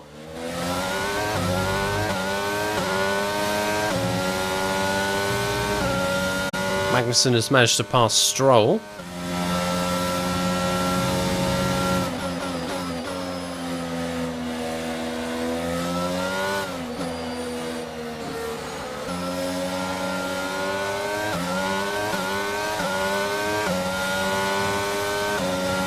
closing the gap to Lance Stroll now.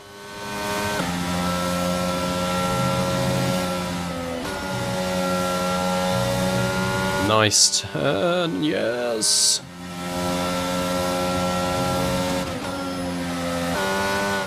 And Lewis is in the pits. Okay, this is the big stuff. Okay, Lewis is in for his stop. A lot of cars are going to be pitting. For you, they seem to have an issue. An issue. How many of them are coming into the pits? They all are. Here we go. This is it.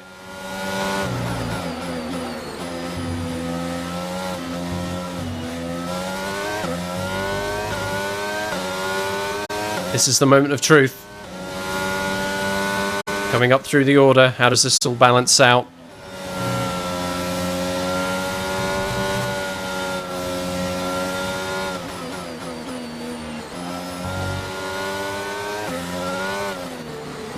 Ninth place now.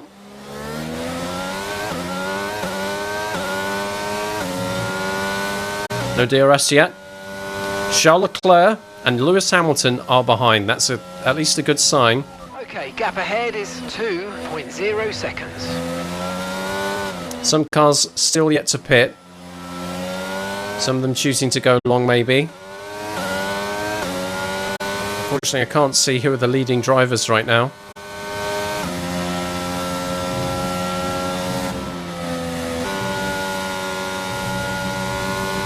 We're closing in, though, on Schumacher. Just come in for the hard tyres. Car behind, running hard tyres. Some of these cars will have fresher hards. That may play into events in the last few laps.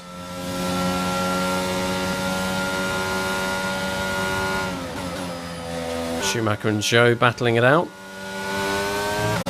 And they're coming into the pits. So some cars have extended their pit window by a lap.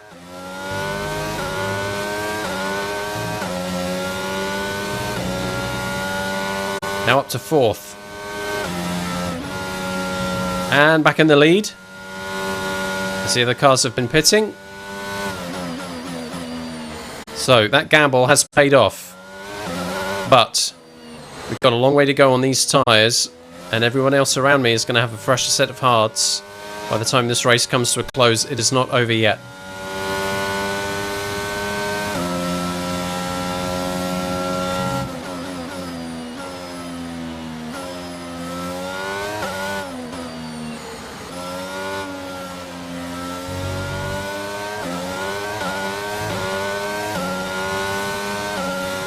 There's going to be a lot of pushing and pace management coming up.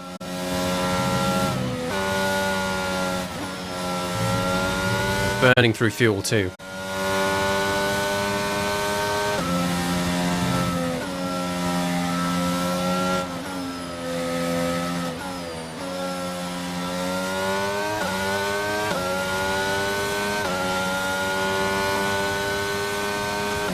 Tyres okay. 12 laps left though.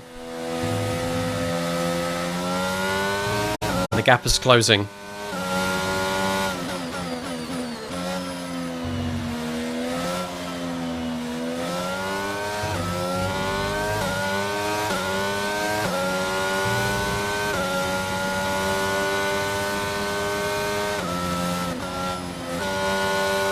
Driver behind. Leclerc is behind you, and the gap behind us is 2.2 seconds. Okay, they're on fresh hards. Their tyres are 2 laps old, and the time last lap was a 1 minute 35.2. What I want to see is a point coming up where I feel like I can start managing my pace. Where it feels possible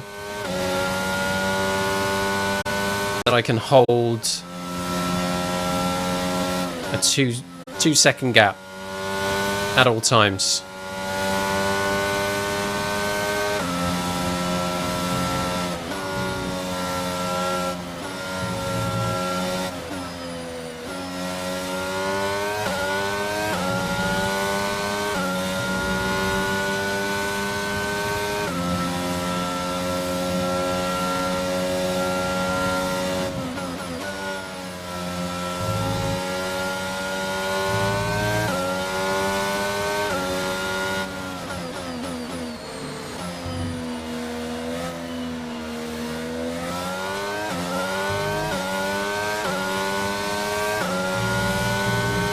Teammate status.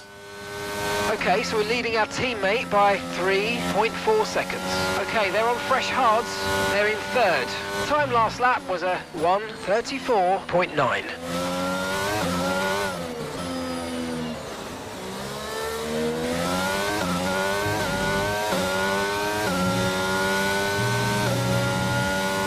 Okay.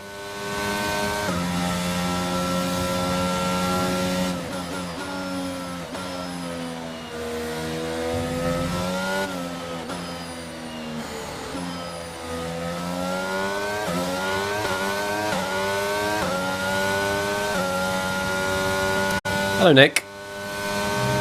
Welcome on in.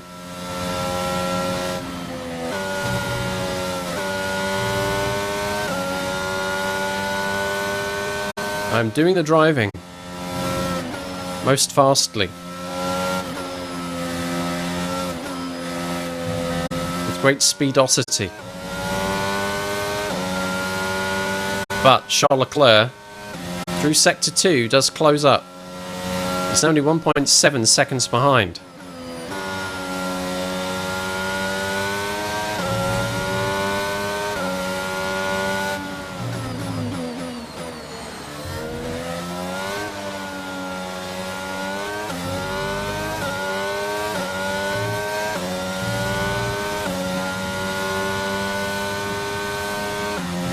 He's visible in the rear view.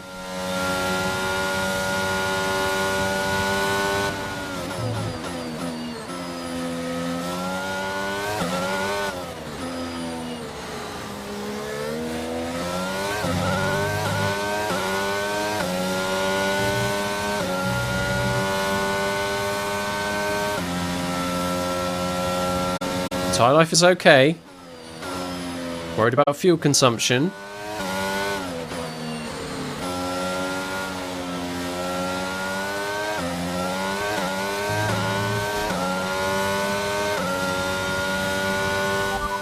Fuel information. And that's 11 laps of fuel remaining. Oh, we're okay then. We're actually okay.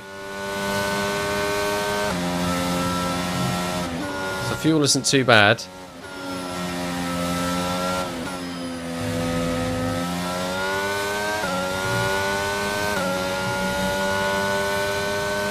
.9 seconds to Charles Leclerc.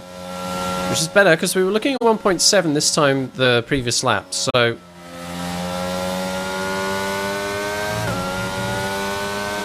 There it is. And Verstappen. Now, that's interesting. He's inserted himself into this. He's just gone up to third place.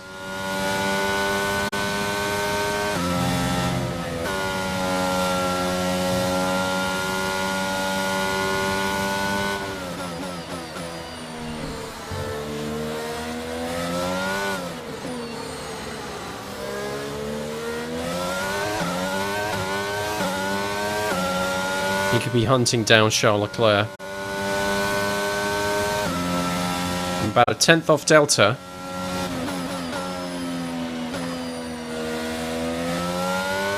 At this point.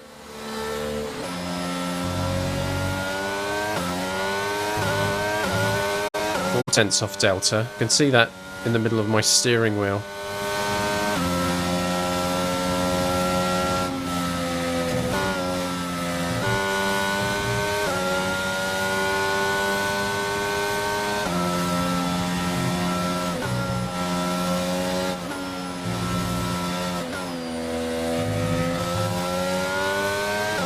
Okay, be aware, the grip levels are going to start falling away soon. Yep. Let's see what we can do.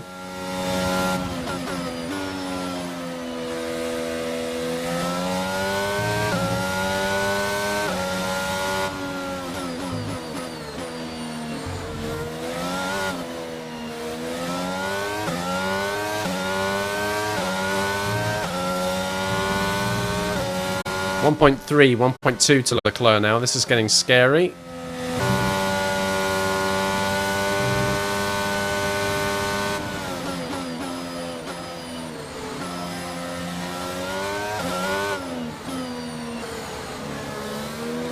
be racing real... Hello?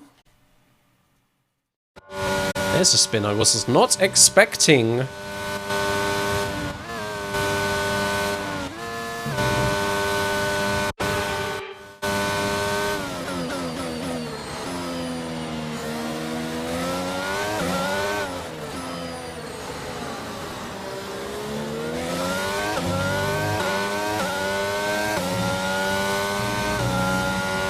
Right, now it gets scary. He's within DRS. And as the leading car, there's nothing I can do to fend him off. I can't get DRS from thin air, right? I have to keep at least a second between us. There may be some parts of this circuit where he has the advantage. I think it's on straights, whereas I'm carrying more speed through some of the high speed, medium to high speed turns. So here, 1.2, he's going to close that.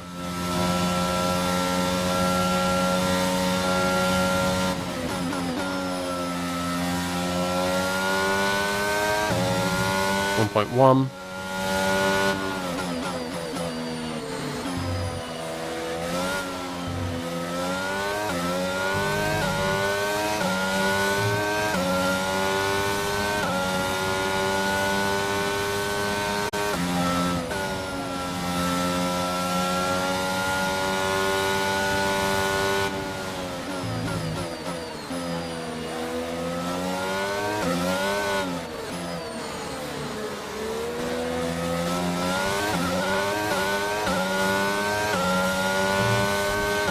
I think he's got it. I think he's got DRS.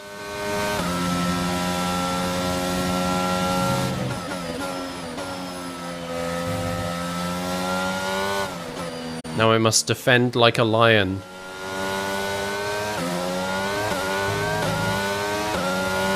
Get a good drive out of that sequence. Much philosophization.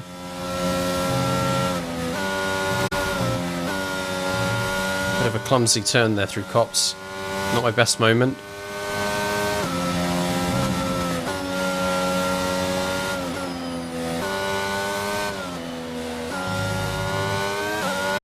This is the danger zone here, I think. Yep. Leclerc's got it.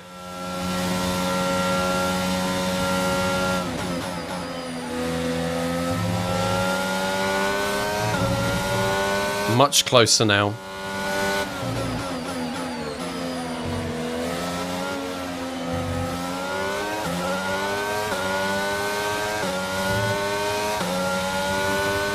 The turbocharger's on its last legs. Isn't it? Try to keep mileage on it to a minimum.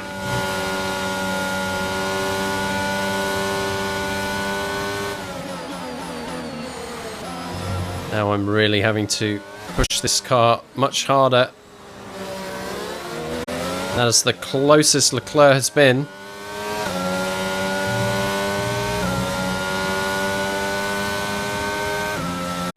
Hold the inside.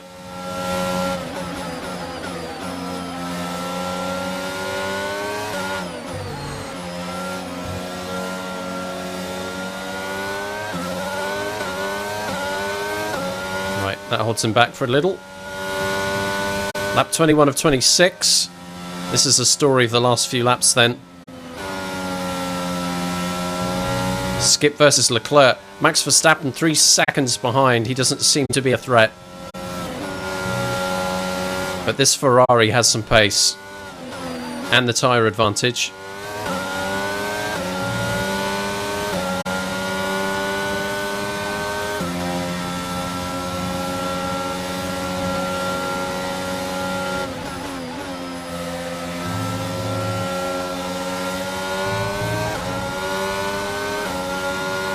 He's going for it.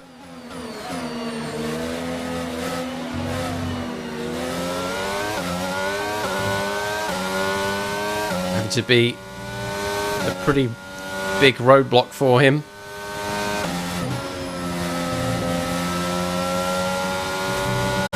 Gonna have to be defensive AF.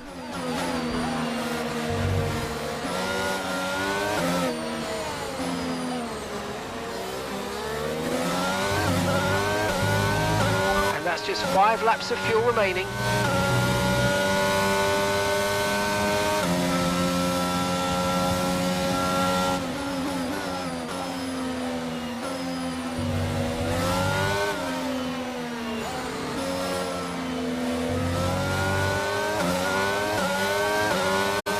But the gap is closing. With all of this battling, Verstappen is 1.7.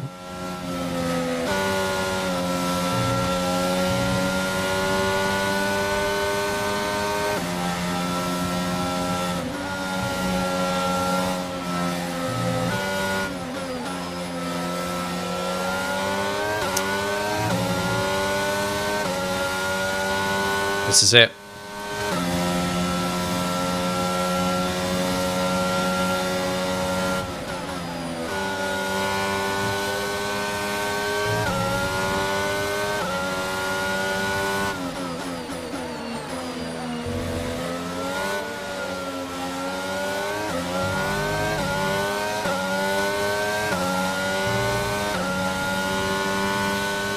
Right, half a second behind is Leclerc.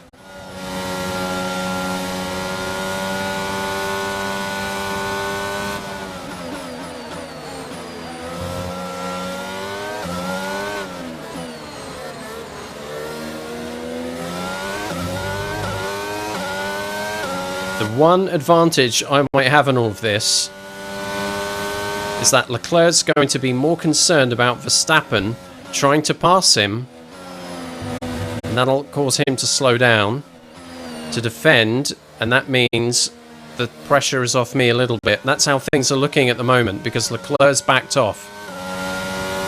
Charles Leclerc is now considering what he needs to do to protect his second place, and that's giving me space back. Leclerc is now more than 1 second behind. That's massive, considering how close he was just 1 lap ago. I just need to keep this whole thing together.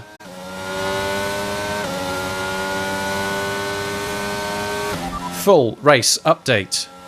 You're in first position, front of the pack. Leclerc behind.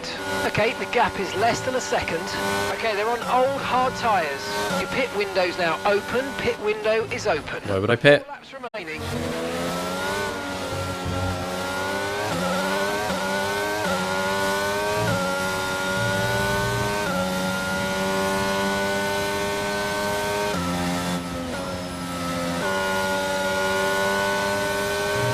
He's close again.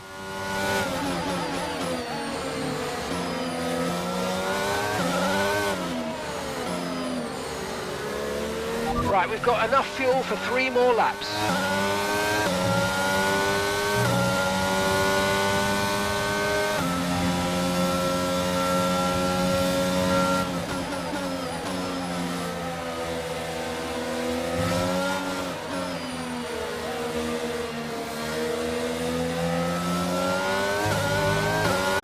Wow. This is pretty intense, I'm not going to lie.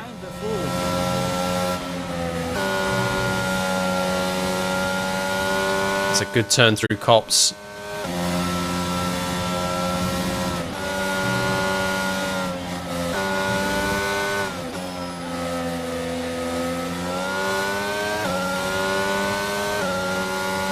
Charles Leclerc, 4 tenths behind. Max Verstappen, 1.1 behind. Here comes Charles.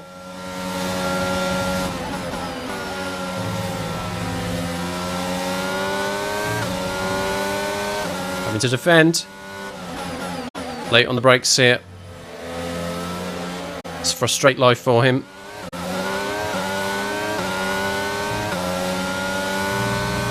Two tenths behind. This is crazy close.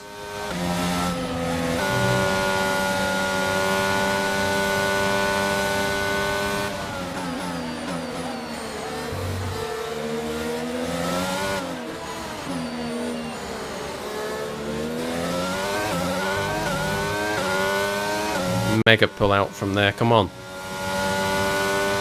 We've got all the fuel we need.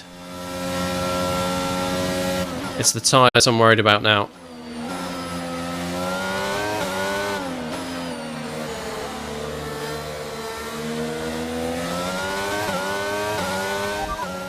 Tyre status. We expect you'll be noticing a bit of grip loss in the tyres around now, so just be careful.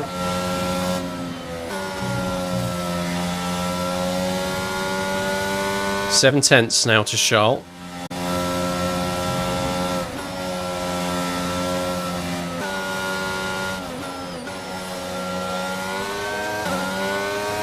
Big pull away from here needed. Another 4 tenths behind. And he's closing again. Holding the inside. Some contact. Nothing too major, but it has caused him to back off a little bit.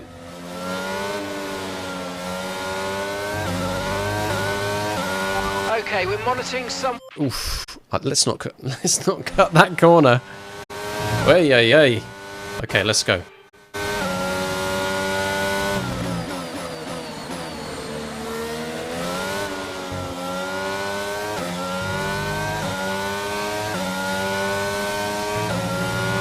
Okay, this is your final Last lap. final lap of the race. Verstappen and Leclerc are now battling. Leclerc may lose out to Max. Will they be enough of a distraction amongst each other to help me keep this lead? These last few laps have been pretty full on. Doing just enough to stay ahead.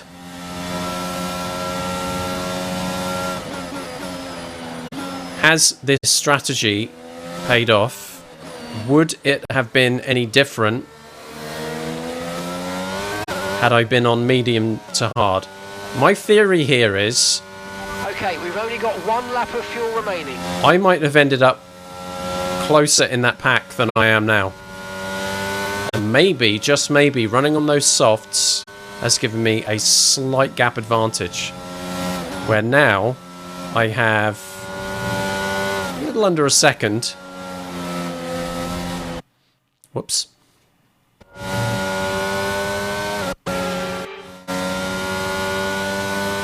A little under a second on the final lap, where maybe I would have been past, or worse, not leading.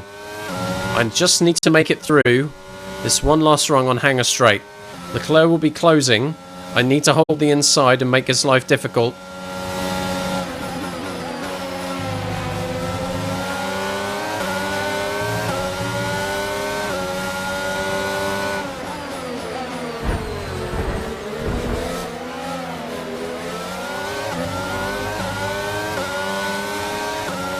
Screw you, mate.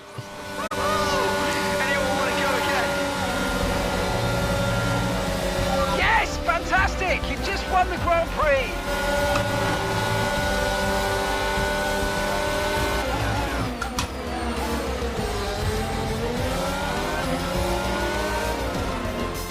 Here we are then, a fantastic British Grand Prix, and what a performance it was from our race winners today.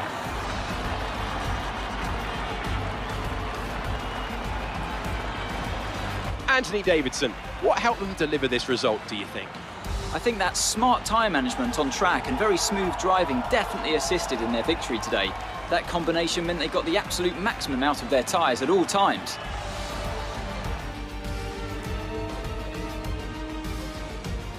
So after a magnificent race, we can now see the drivers making their way to the podium. Once again, it's the Silver Arrows who take top spot. A well-earned victory for Mercedes.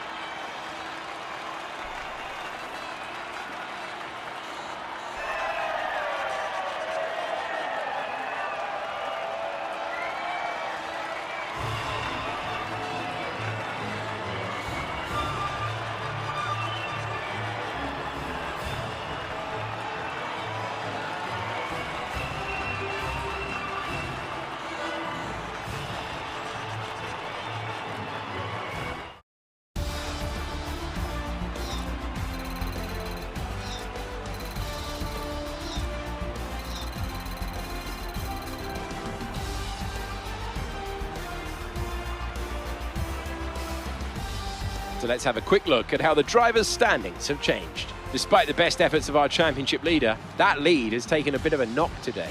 Some amazing talent out there on track today, but Anthony, who would you pick as your driver of the day? Daniel Ricciardo would be my driver of the day. He just outright refused to make any mistakes. Perfect driving. It's time to check out the constructors' standings. Ferrari continue to extend the gap at the top of the table. After an event like that, who knows what the sport has in store for us next time? Be sure to join us again as we continue to bring you the latest excitement in Formula One.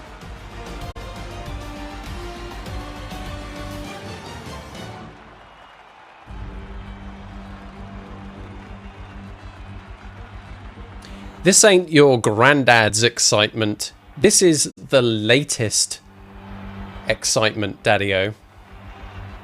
Race win. And not an easy one. Those last 5 laps were squeaky bum time. Very challenging.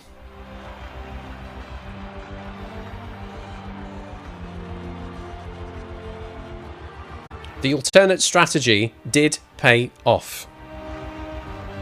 Let's unplug the thingy. There we go. I don't need to talk to my engineer anymore.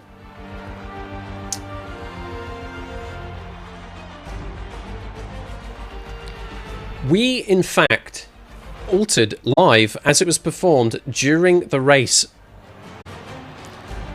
our alternate strategy, right? Of running on those softs, not for 8 laps, but for 7 laps. And we could see in those last couple of laps on the softs that cars behind were starting to catch up. The benefit of those soft tyres, the extra time that you could take with them at the beginning were fading away towards the end of the stint, and those on the medium tyres were starting to catch up. It did mean having to run even longer on the hard tyres than anyone else on track. And again, in those last few laps, cars were closing up. Almost after his pit stop, Charles Leclerc was like a couple of seconds back. He was close, and he kept closing up. But so was Max, and so was Lewis. That race finish is a belter. The top 4 passed that finish line within 0.6 of a second of each other. It was that close. I was not going to let Charles Leclerc take that flipping victory from me on the last couple of... Not round club, not in the last couple of flipping turns. No, sir. So I got very broad-shouldered and took the inside line with some force. Can't wait to see the highlights of this one. Some 41 minutes of race time, and that might look like a walk in the park on paper, but I think you'll back me up on that. That was a difficult race. That presented a challenge. Too many costly mistakes and I would have lost positions. And I needed to make that stint on the softs work out and hold those hard tyres together. Charles Leclerc from 5th comes up to 2nd. Max Verstappen from 3rd finishes 3rd. What happened to Carlos Sainz, by the way? Fastest lap? Just beat me to it. I was holding on to the fastest lap for almost the entire race. But he managed to beat me to it. At 1:33.3. Lewis Hamilton, my teammate, up from 6th place to just off the podium in 4th. Sergio Perez, the guy who I am currently holding a rivalry with, drops 2 places from 4th down to 6th. Daniel Ricciardo, today's driver of the day, pretty much picked himself back up where he initially qualified. He had a massive 10-place penalty, which meant that he started in 19th. He was on exactly the same pit strategy as everybody else, right? One stopper, and he managed to make 10 places, so that's a pretty gangbusters day for him. What about further down the order here? We had a DNF there from Esteban Ocon in one of the Alpines. No one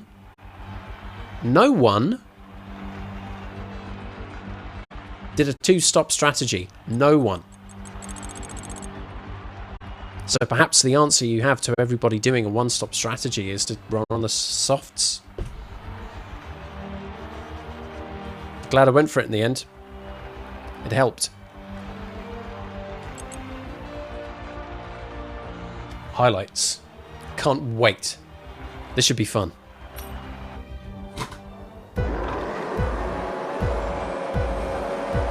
From the lead, it was not the best start. A slightly slow first phase there. No wheel spin though.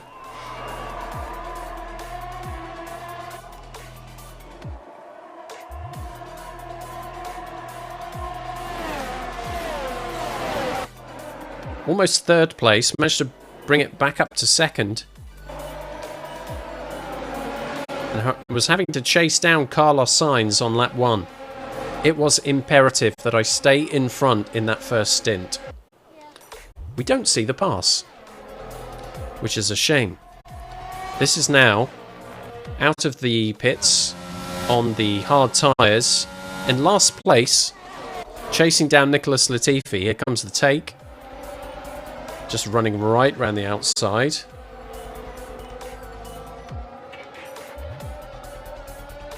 And then lap 22.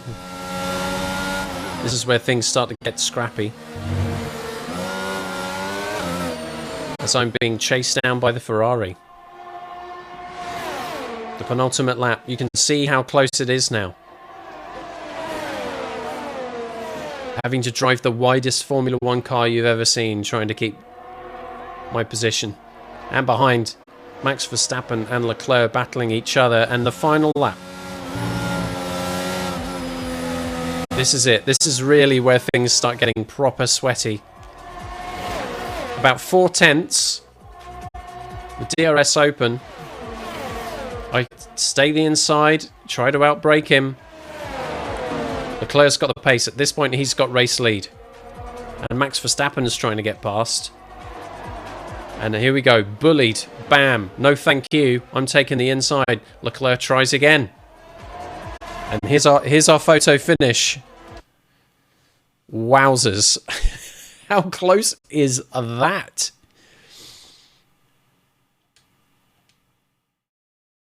Let's bring this back a little bit.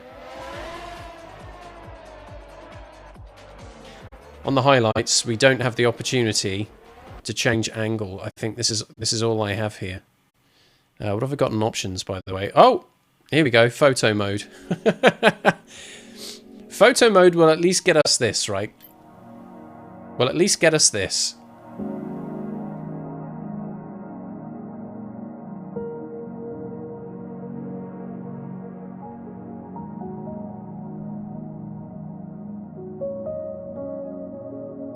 There is just enough space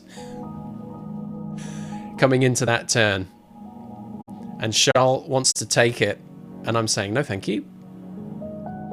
We're very close here. We're BFFs at this moment in time, hugging it out. But we managed to both make it through, and just enough to not cause anyone to spin. Get in trouble.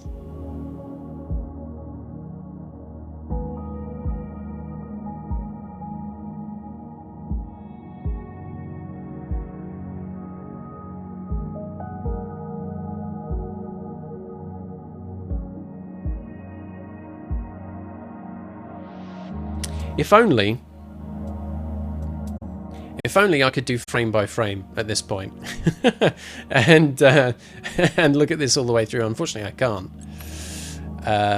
and we have to come back here. Let's bring it to about this point. So we're hitting the apex. I'm on the curb.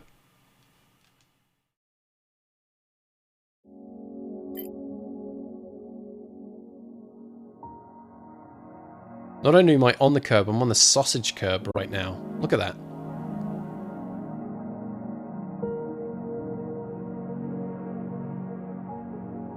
Just enough not to get launched in the air.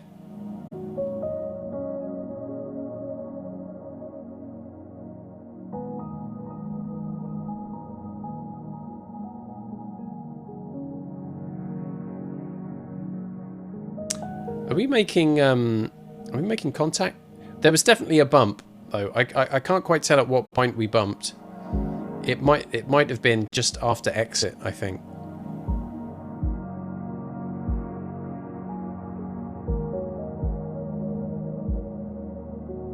But I'm sorry. I mean, we're on the last lap of the race, on the last couple of corners.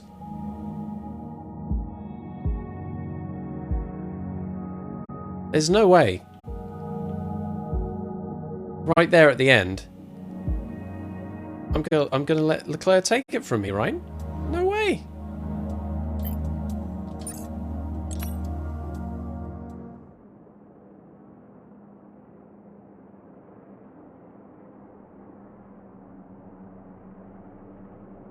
So, at this point,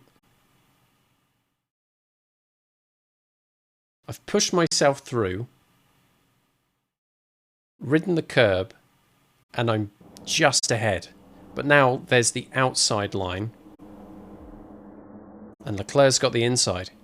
And he gets this little burst of speed on. He wants it. He wants the middle, but I'm closing the door.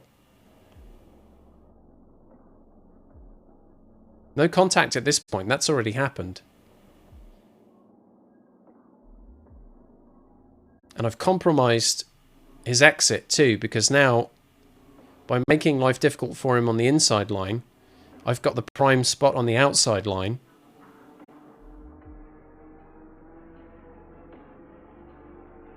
I'm carrying just enough momentum through. Let's get to the finish line here. There's the checkered flag, getting a little cheeky wave. Here comes the line. Right about here. Boom. And the cars end up pretty much directly behind each other at this point.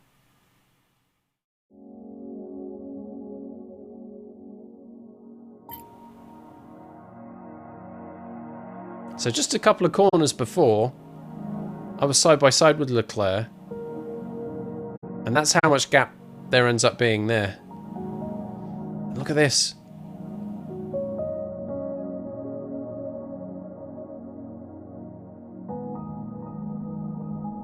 There's Lewis in fourth. Closer to Max. Then Max is to Leclerc, and Leclerc is to me. Just enough to do it. Yes, mate. This photo mode's pretty sweet, isn't it?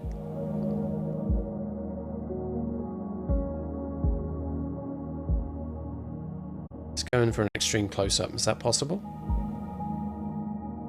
Hitbox says no.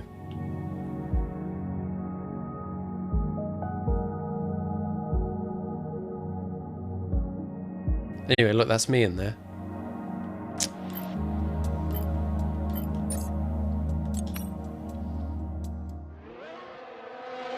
It'll be difficult to pinpoint exactly when the contact was.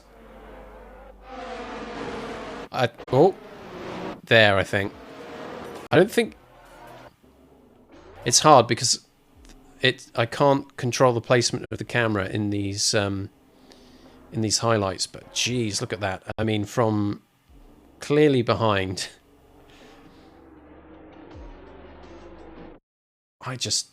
No thanks, mate. So, what's the deal here? I think there might be a bit of contact, a bit of bumping at that point. Let's see.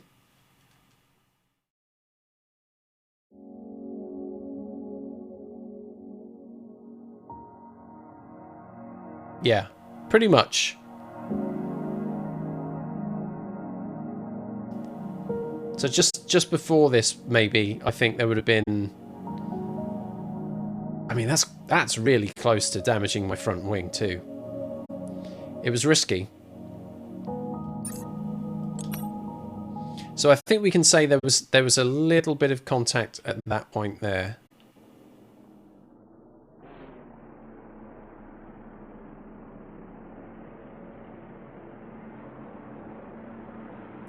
And then I think maybe about here too.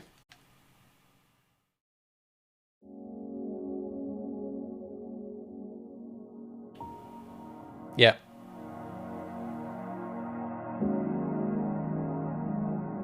There it is, look. Wheel on wheel, and actually it's making contact with the floor.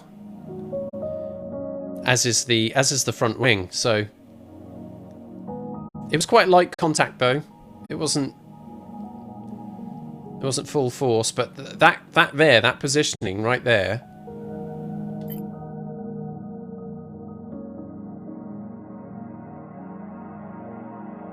was probably just enough for me to stay ahead. Like a matter of hundredths of a second, a matter of millimeters on the circuit was enough in these last couple of turns to make the difference from this point.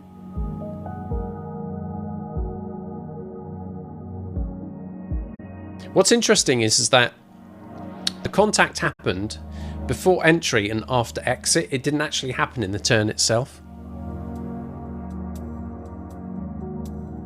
I don't know if that means anything. But, you know, screw it.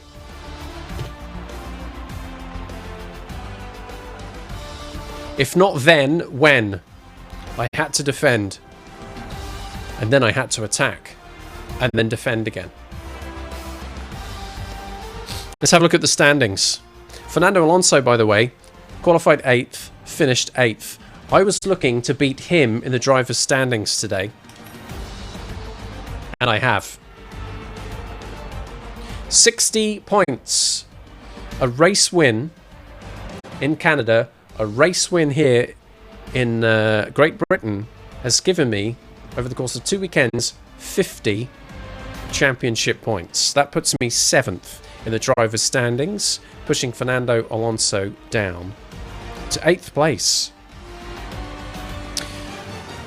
The next tier is Lando Norris. That's going to be a slightly taller order, I think.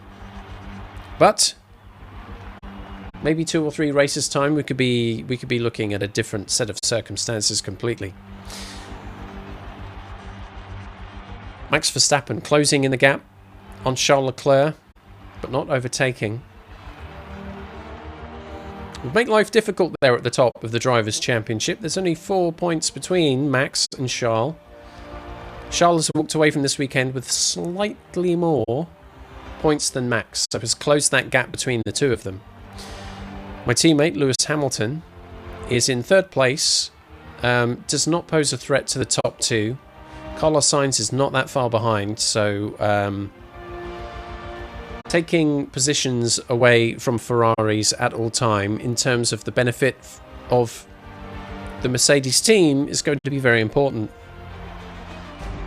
My current rival Sergio Perez is 5th in the standings, and that's how things kind of look. Considering that not many races ago I was barely in the points at all, with 8 points, then 10 points, moving up to 60 in 2 weekends is pretty good going.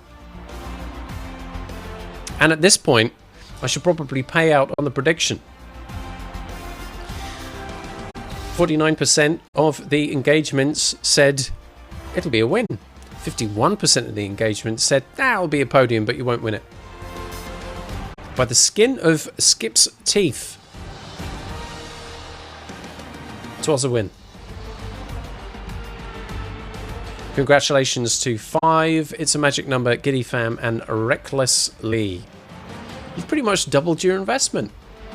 Well played. GG, well played. Who went in on 2 to 3? A Merry Dave.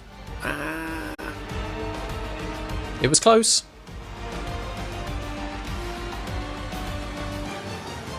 That guy has a lot of engagements burning a hole in his pocket. Constructors' standings.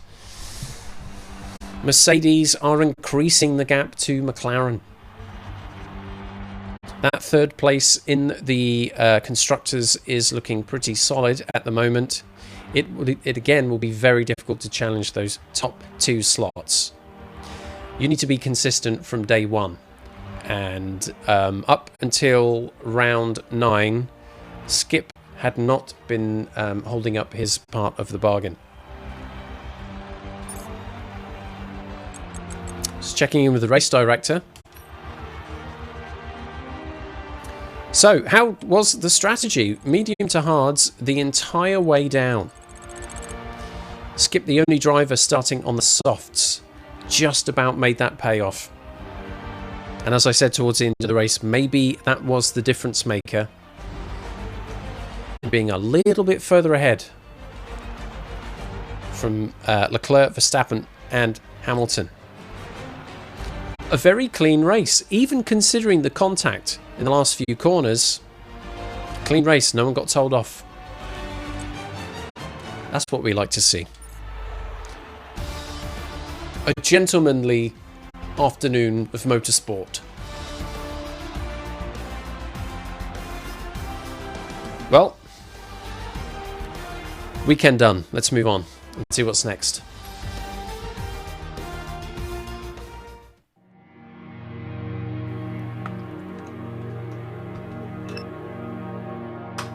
Take that, sucker. Penalty free as well. Yes. 7-3 after one race weekend.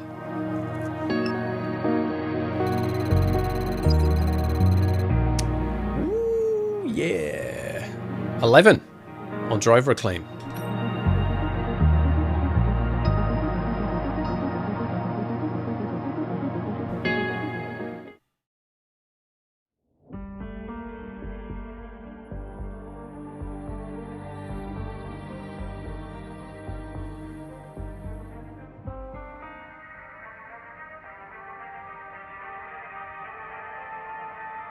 Well,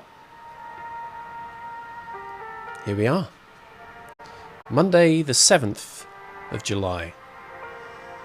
We're at the end of this very week. We have another race weekend. It's the Austrian Grand Prix. So not much time really to do a great deal here. We have 2,500 resource points. We have the option then to look at some further updates on the car and get those in play.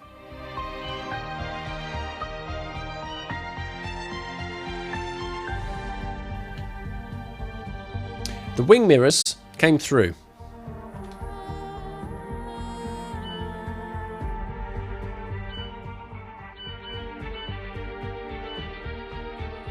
Let's have a look at this, by the way. Driver Acclaim 11 now gives me a market value of 4.02 million. I think maybe I came in at like 2. That's great.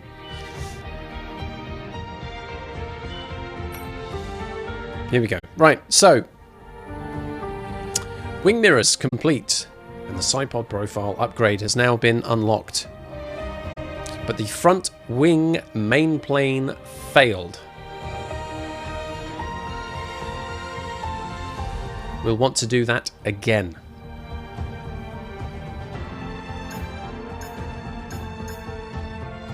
Part failed. It's worth a decent boost to our aerodynamic performance. It is worthwhile doing. And it will be available at no additional cost. We cannot force a rush job the second time through, but if the first attempt failed, the second will succeed. If you have a look at the vehicle performance comparison chart there in the bottom right, you will see that once this aerodynamic upgrade has been completed, we will be ever so marginally more performant on the aero front than Red Bull and Ferrari. Essential in keeping up there with them and being able to battle with and also defend, right? So we have to get that in. It's a must. That'll be ready in the week after the Austrian Grand Prix, and we'll be on the car in time for France.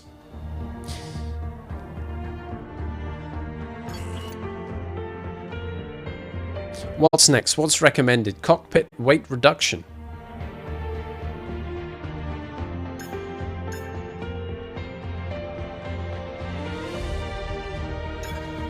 The new cockpit padding is made from ultralight foam, which allows us to maintain the same level of comfort and safety, but reduces overall weight. Weight distribution, good thing. Morale is high, largely across the board here, actually.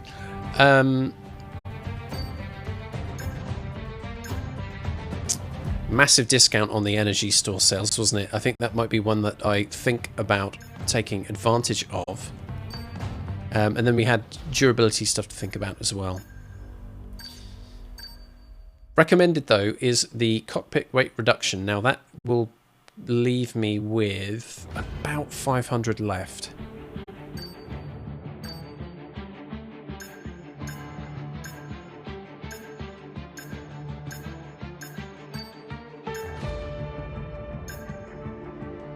It's going to be tight.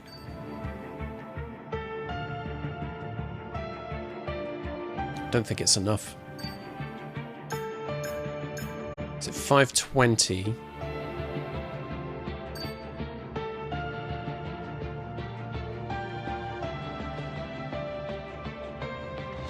It's not, is it? That is the recommended one.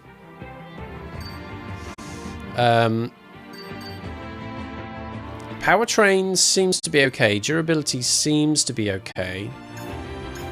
There's some aspects of the powertrain which aren't as durable as others. That's also something I have to worry about. Especially if some of these other things fail.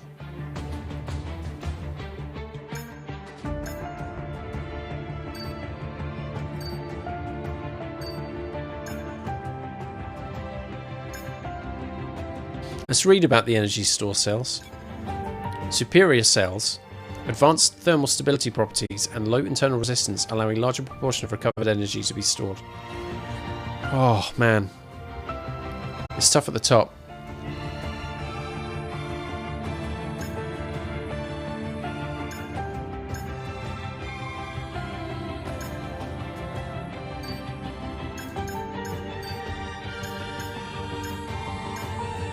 One thing on the go already in durability. Powertrain isn't busy. Chassis is busy. Aero is busy.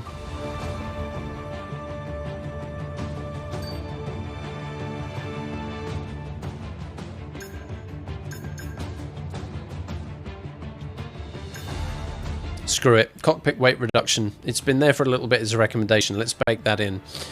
That will be with an 18% chance of failure. Potentially ready for the French Grand Prix. I can rush it for the 11th. Really makes no difference. So standard delivery, please. 504 points left, and it was what, 520 to do the energy store cells. There's nothing I can purchase with 504 resource points. Quite a lot of them now in the 1000 zone. 520 I think was probably the cheapest thing on offer because I had a significant discount of 35% after completing quite a few practice programs. That's it then. That's all the development that we can afford right now. That's fine. Morale is high though across the board.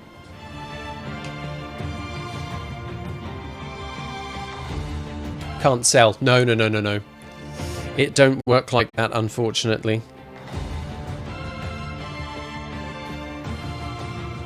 But things looking pretty competitive. We're getting some good upgrades here on the car. Those practice sessions are really helping.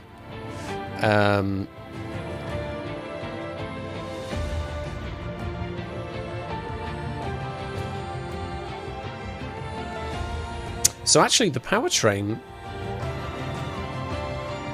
up at Spec 3 is doing pretty good.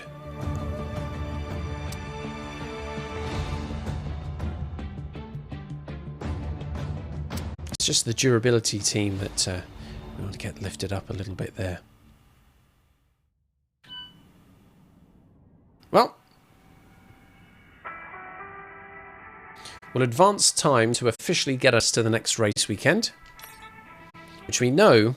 Okay, we've had the new parts come through the fabrication process. We'll have them with us for the next Grand Prix. Okay. Good, thanks. So we've had some successes. I think those were the wing mirrors, which is nice.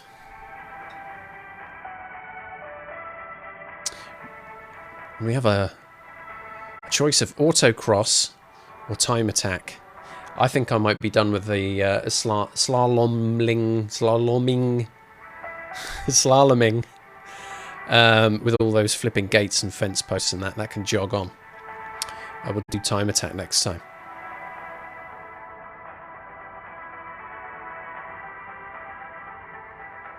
Next time. Another successful evening of Formula One. What a change of fortunes this has been so far. Another race win, 2 in a row. First Canada, now Great Britain. Just loving life on that Silverstone circuit, but it didn't come easy. Okay, we gambled on the strategy. We stuck our necks out on those soft tyres for 7 laps only. And the rest of the race run on those hard tyres, which, in those last few laps, as the cars behind had fresher sets of hard tyres than I did, was starting to look a little bit threatening. But through steely determination and also a bit of bullying, I managed to stay ahead just long enough to secure that race win. Number 2 of the season. Next time out then will be the Austrian Grand Prix. Flipping, it's a good circuit. It's a good circuit. I do enjoy racing around here. It's pretty fast. It's pretty full on. It might not necessarily be the strongest circuit for Mercedes, so it could be quite challenging. But the only way that we're going to find out how that's going to work or not is waiting an entire 7 days. As Formula 1 22 is done for this evening, it will return next Sunday evening from 5:30 PM UK time. Where we'll do the whole thing all over again, but in a slightly different location. The Pirelli Hot Laps, the 3 practice sessions, the qualifying, and the race. I cannot remember for the life of me which circuit in the middle of this season has the sprint race in it. I know towards the end we've got Brazil, but this bit in the middle, can't remember. So for the next few weeks I could be making promises of 3 practice sessions, 1-shot qualifying and a race. One of these weekends I'm going to be wrong, because there's going to be a practice session, a sprint, a practice session... No, hang on a minute. A practice session qualifying, a practice session, a sprint, then a race. That's it. That's how it works.